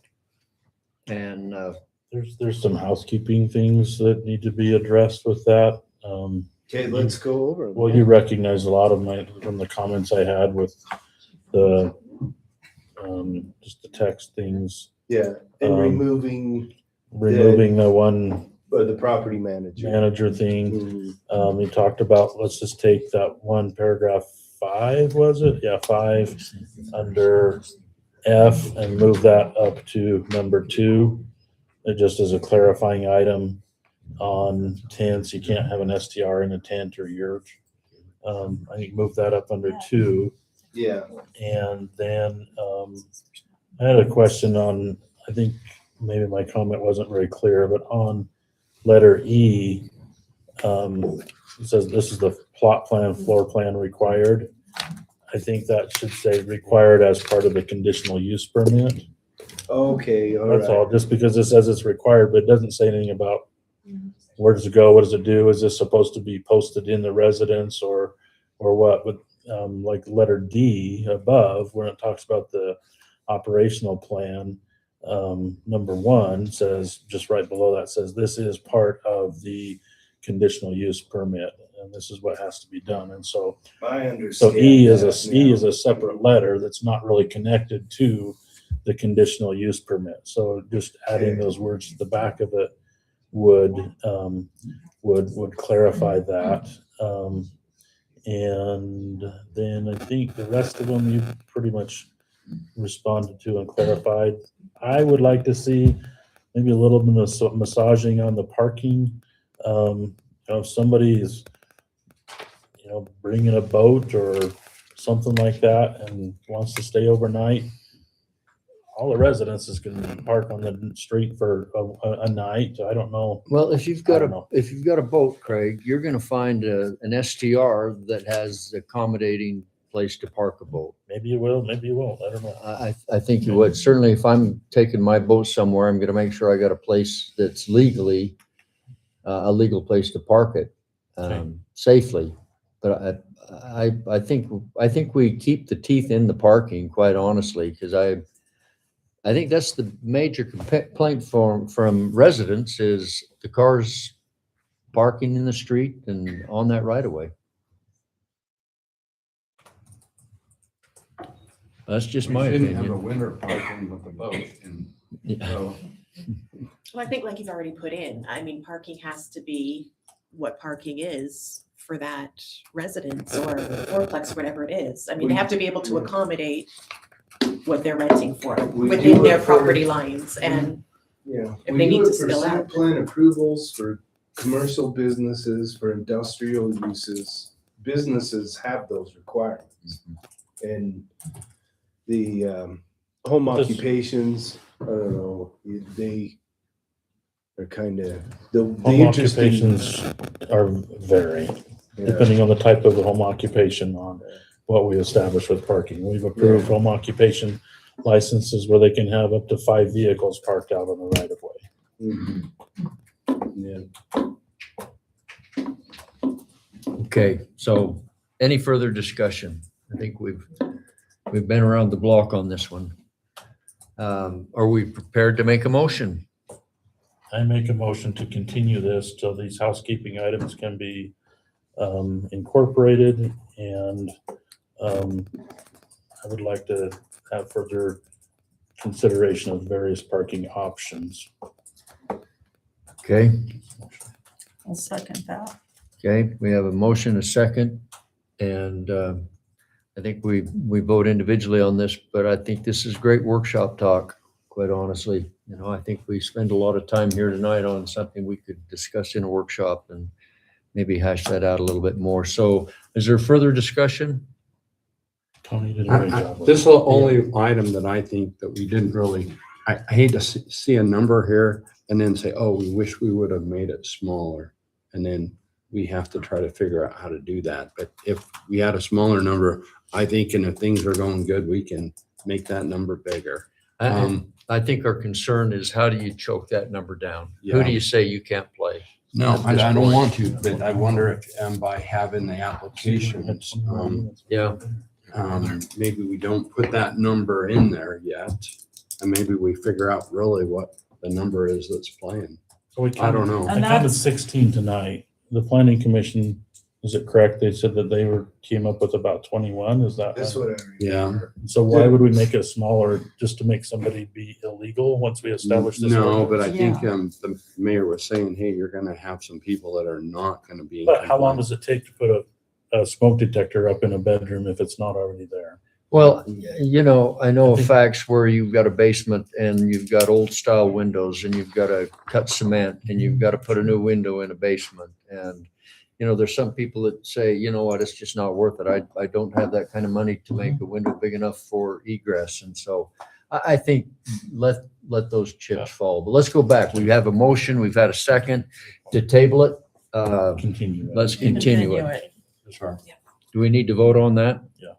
Okay, Council Member Folger, Yay. Councilman Nelson, Aye. Councilwoman Nelson, Aye. Councilman Aye. Rasmussen, Councilman Adams. Okay. Table. Thanks, Tony. All right, Okay, you still got me for another one. we got you another one.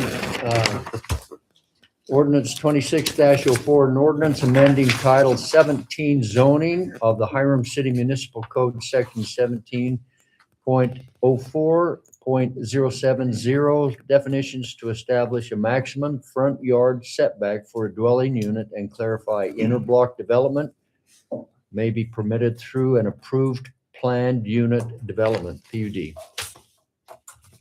Tony, thanks for your email response Okay. about this. Your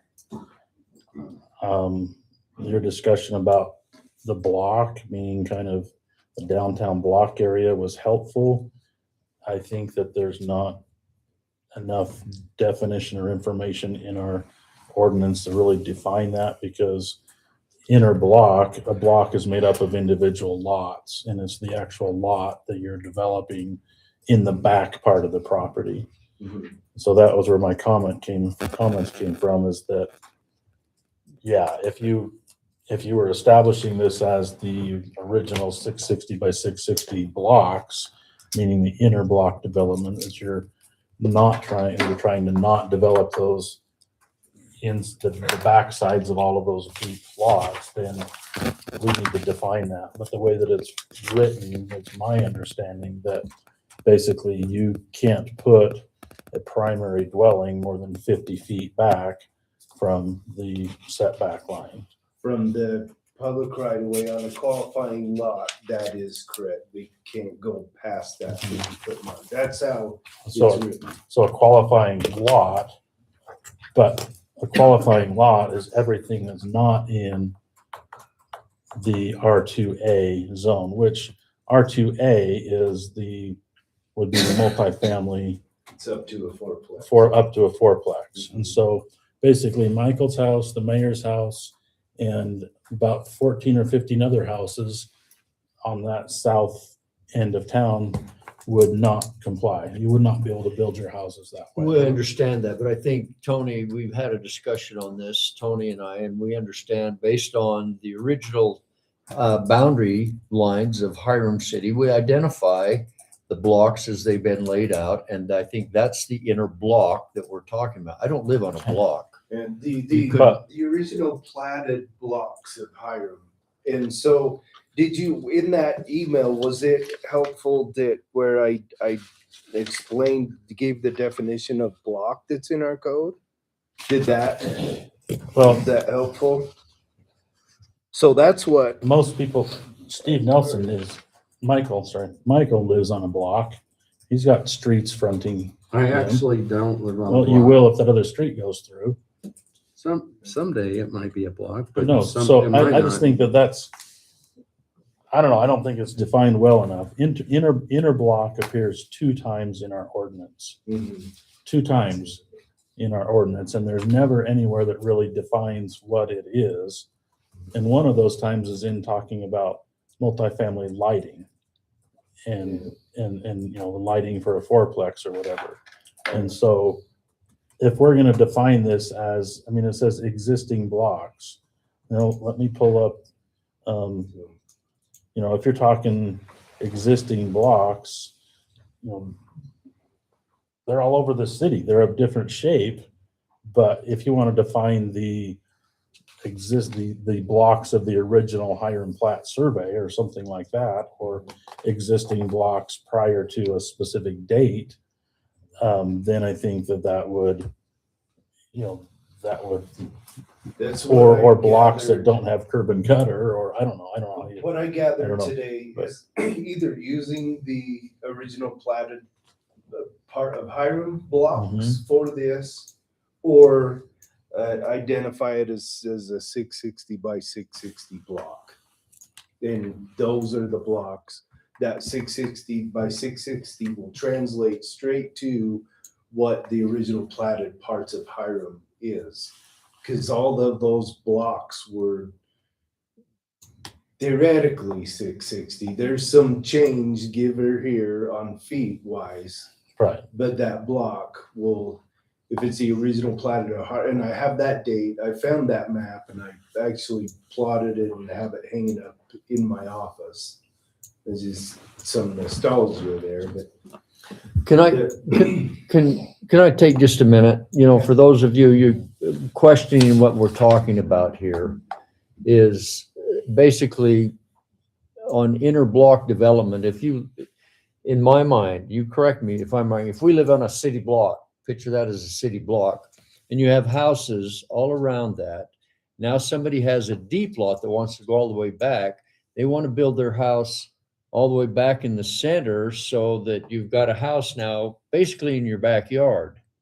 If you have a deep yard that goes back to their intersecting property line, but they build a house now that takes away, in my opinion, takes your privacy away if you have that inner block development. And that's, I think, what this ordinance is. it is, and this is what I explained, is that potential applicants will come into the office and they will find an empty lot on one of these original platted Hiram blocks. And they'll say, I want to put it right there back in the middle of the block. And I'll say, okay, well, you know, let's talk a little bit about the history of Hiram. And I tell them always, I say to them, I says, our forefathers who platted the original platted part of Hiram is they put all the homes out to the edge of the blocks, and then they had reserved the interior of the blocks for keeping of animals, barns, gardens, orchards, etc. That was, and a productive area. And I talk a little bit about the Zion plat, but a lot of folks don't understand what it is that are moving here. And so I'll talk to them a little bit about that. Then I'll demonstrate to them how the only impacts on these original platted parts of the blocks, the neighbor impacts are in the side yards. They're not in the back. And then I say, take for example, in a Tetris game, you take one block that's out on the edge and you scoot it to the middle. You light that up. You start driving lawnmowers around it. You start bringing traffic in and out of it, stereos, barbecuing, everybody around that block. You've now become an impact to them. Mm-hmm. And I go back to our forefathers and say, this is a quality of life that the citizens here enjoy in these rural neighborhoods. And this is what's keeping that rural. Is it your interest to relocate from, if you're relocating from out of state and coming to our city and look at one of these lots, is it the existing quality of life that attracted you here? Or is it attracting you to be in the middle of the block and impacting everybody that was there? It's hard to have those discussions with people, but I get creative and I do it because we have citizens in the city that choose to live in these blocks that way. And so at the edges, and that's how they are. I've been here since I've been 5 years old. I know what the old part of Hiram was like, played in it. And that to having that communication, they're like, okay, well, sounds great, but show me in your code where it says that I can't. And I say, well, we have this interblock development. And it says, that it doesn't say how far, it just says interblock. What do you consider interblock? Where do you start to defend that when you don't have a number? Right.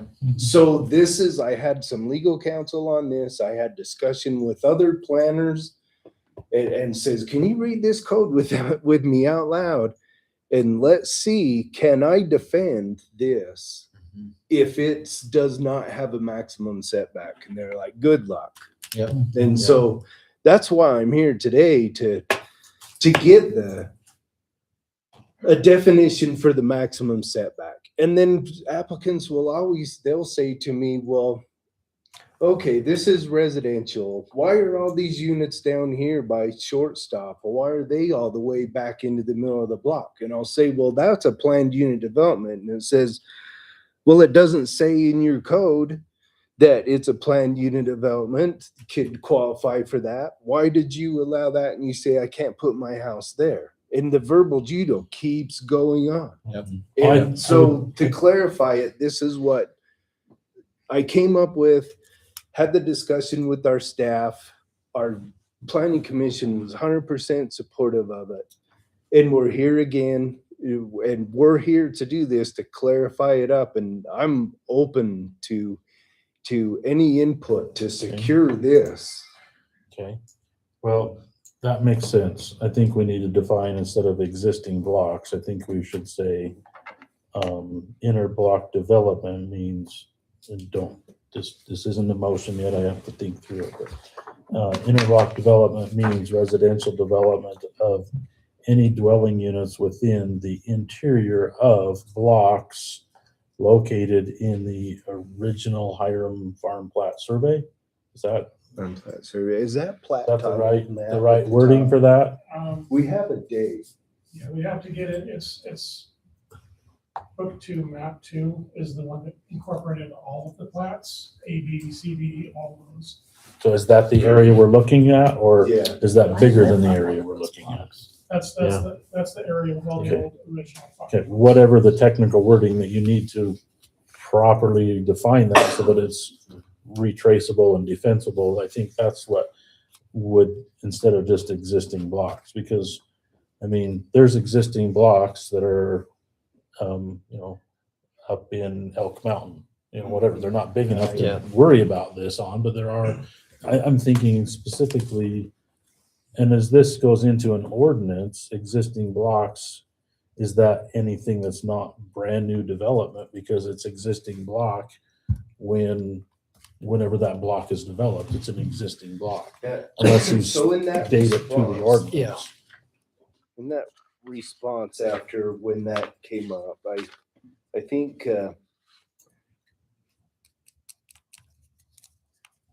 the original platted area is one where to discuss, and if we could further, I just think we should establish what that is because, yeah. I don't know, I mean, Well, I think it's going to apply to more than, I don't know that we can just say, okay, it's just this area and these blocks.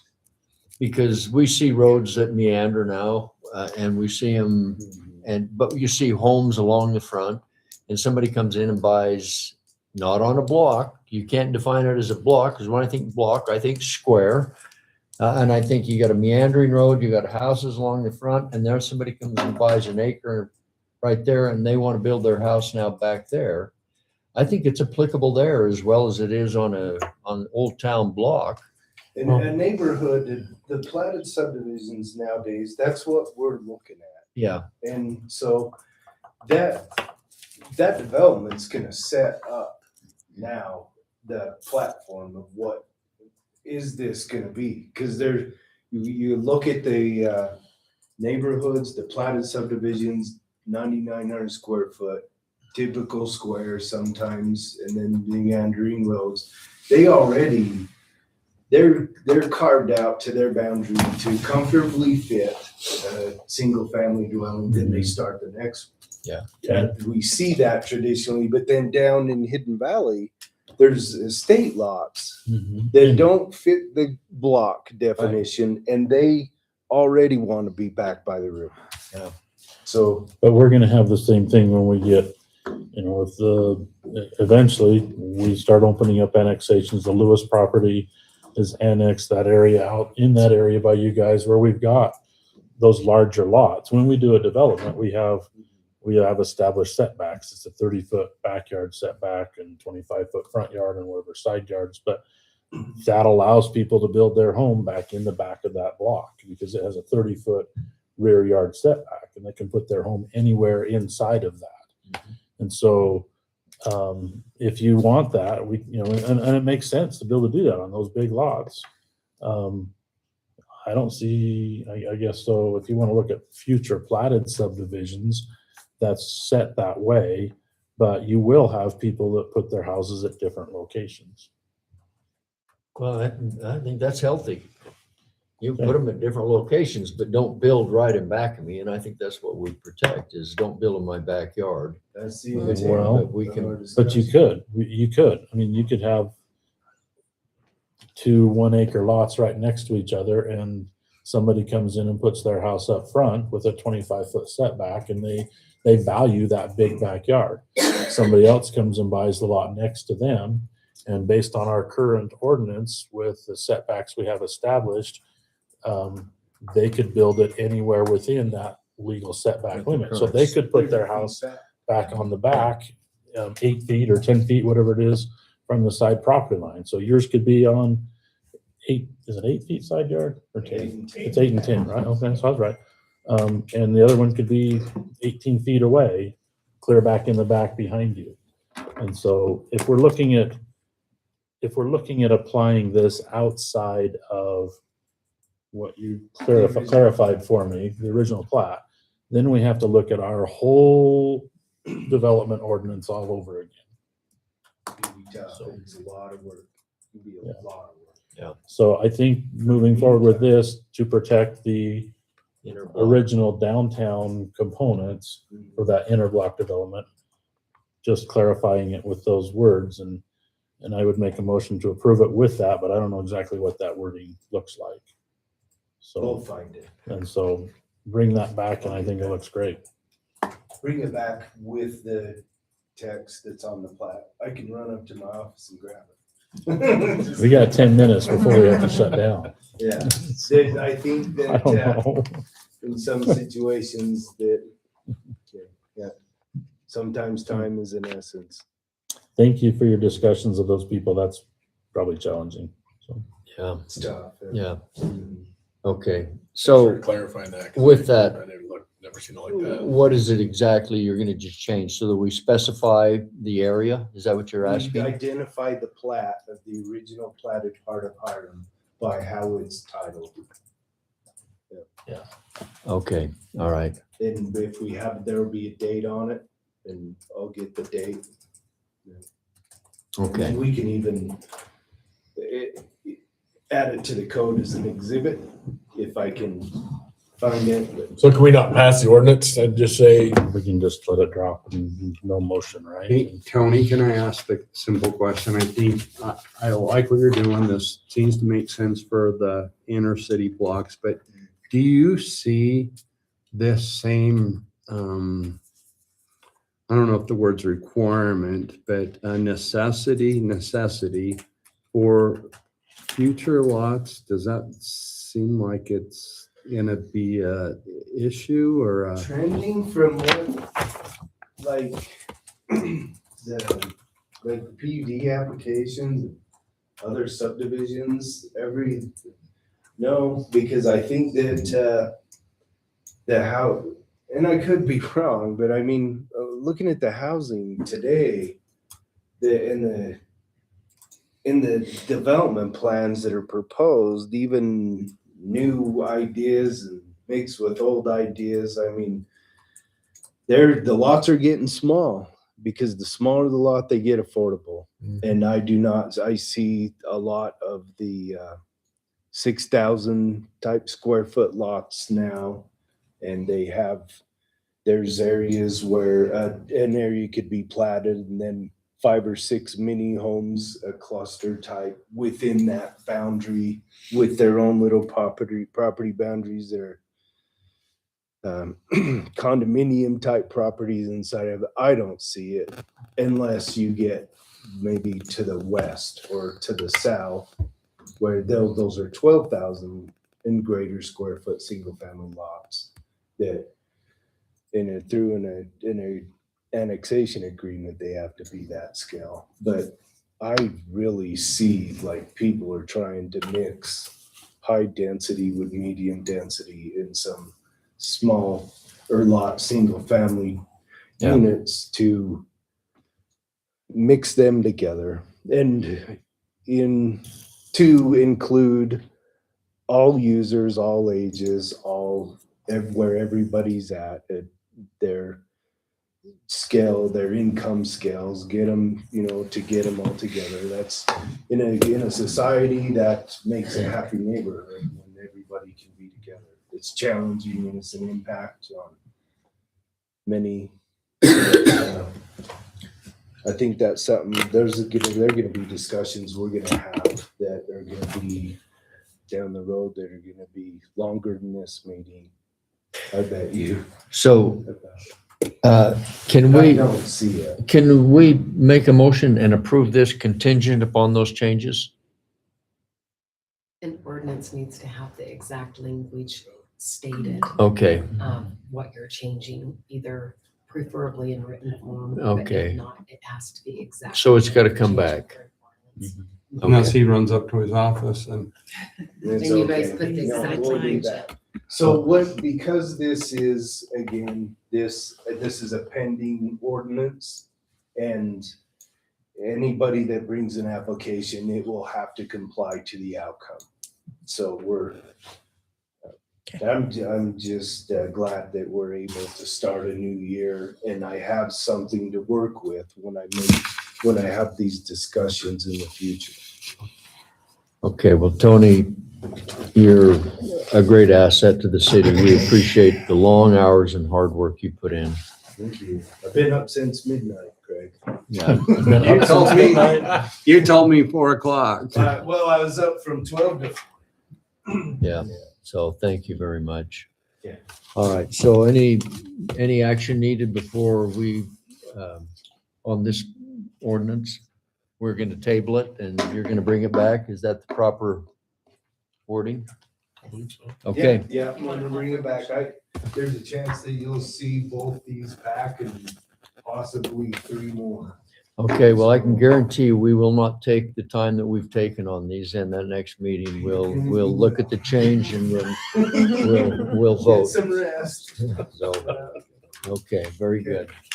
All right. Thank you all for being here tonight. We appreciate that. We're not done? We have to make a motion. Oh, To continue the discussion of. Yeah, I don't get my 15 minutes of council report tonight. not tonight, Craig. I'm sorry. I would like to just make everybody aware this Saturday, the museum has their Saturday workshop from 10 to 3. I forget his first name, Godfrey.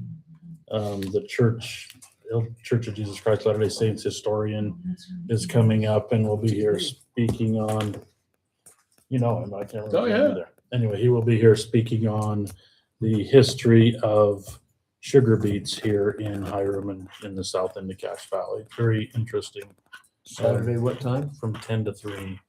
I think he's speaking at probably 11. You might have to check the museum website for that. I tried to pull it up on my phone, but it's not coming up. Taking place in the museum? At the museum. Okay. Yeah, it's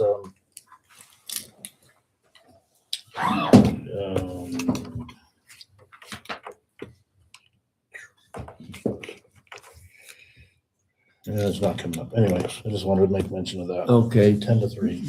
Do you want to check with anybody else on anything they might have? It would probably be best to have a motion to continue the discussion on ordinance Okay. 26. I make the motion that we continue the discussion on ordinance. I just pulled 26 them up. dash I gotta read the whole thing. Gosh, dang it. 2604. 2604. Amending Title 17 zoning of the Hiram City Municipal Code, Section 17.4.070. Definitions to establish a maximum front yard setback for a dwelling unit and clarify inner block development may be permitted through an approved PUD, planned unit development. I'll second. Okay, we have a motion and a second. Councilwoman Folger, how do you vote? Aye. Councilman Nelson? Aye. Councilwoman Nelson? Aye. Councilman Rasmussen? Aye. Councilman Adams? Okay. Carries so. A motion to adjourn. I second it. We are adjourned. Okay.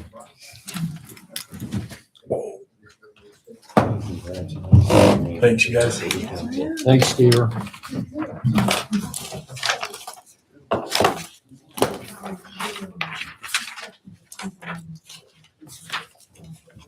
Thanks, Thank you. Good job. You did a good job. That was a big meeting. That was a big meeting. Thanks, Steve. Some of those items. No kidding. You survived it. Not yet. If I can, for just 30 seconds. New people, great.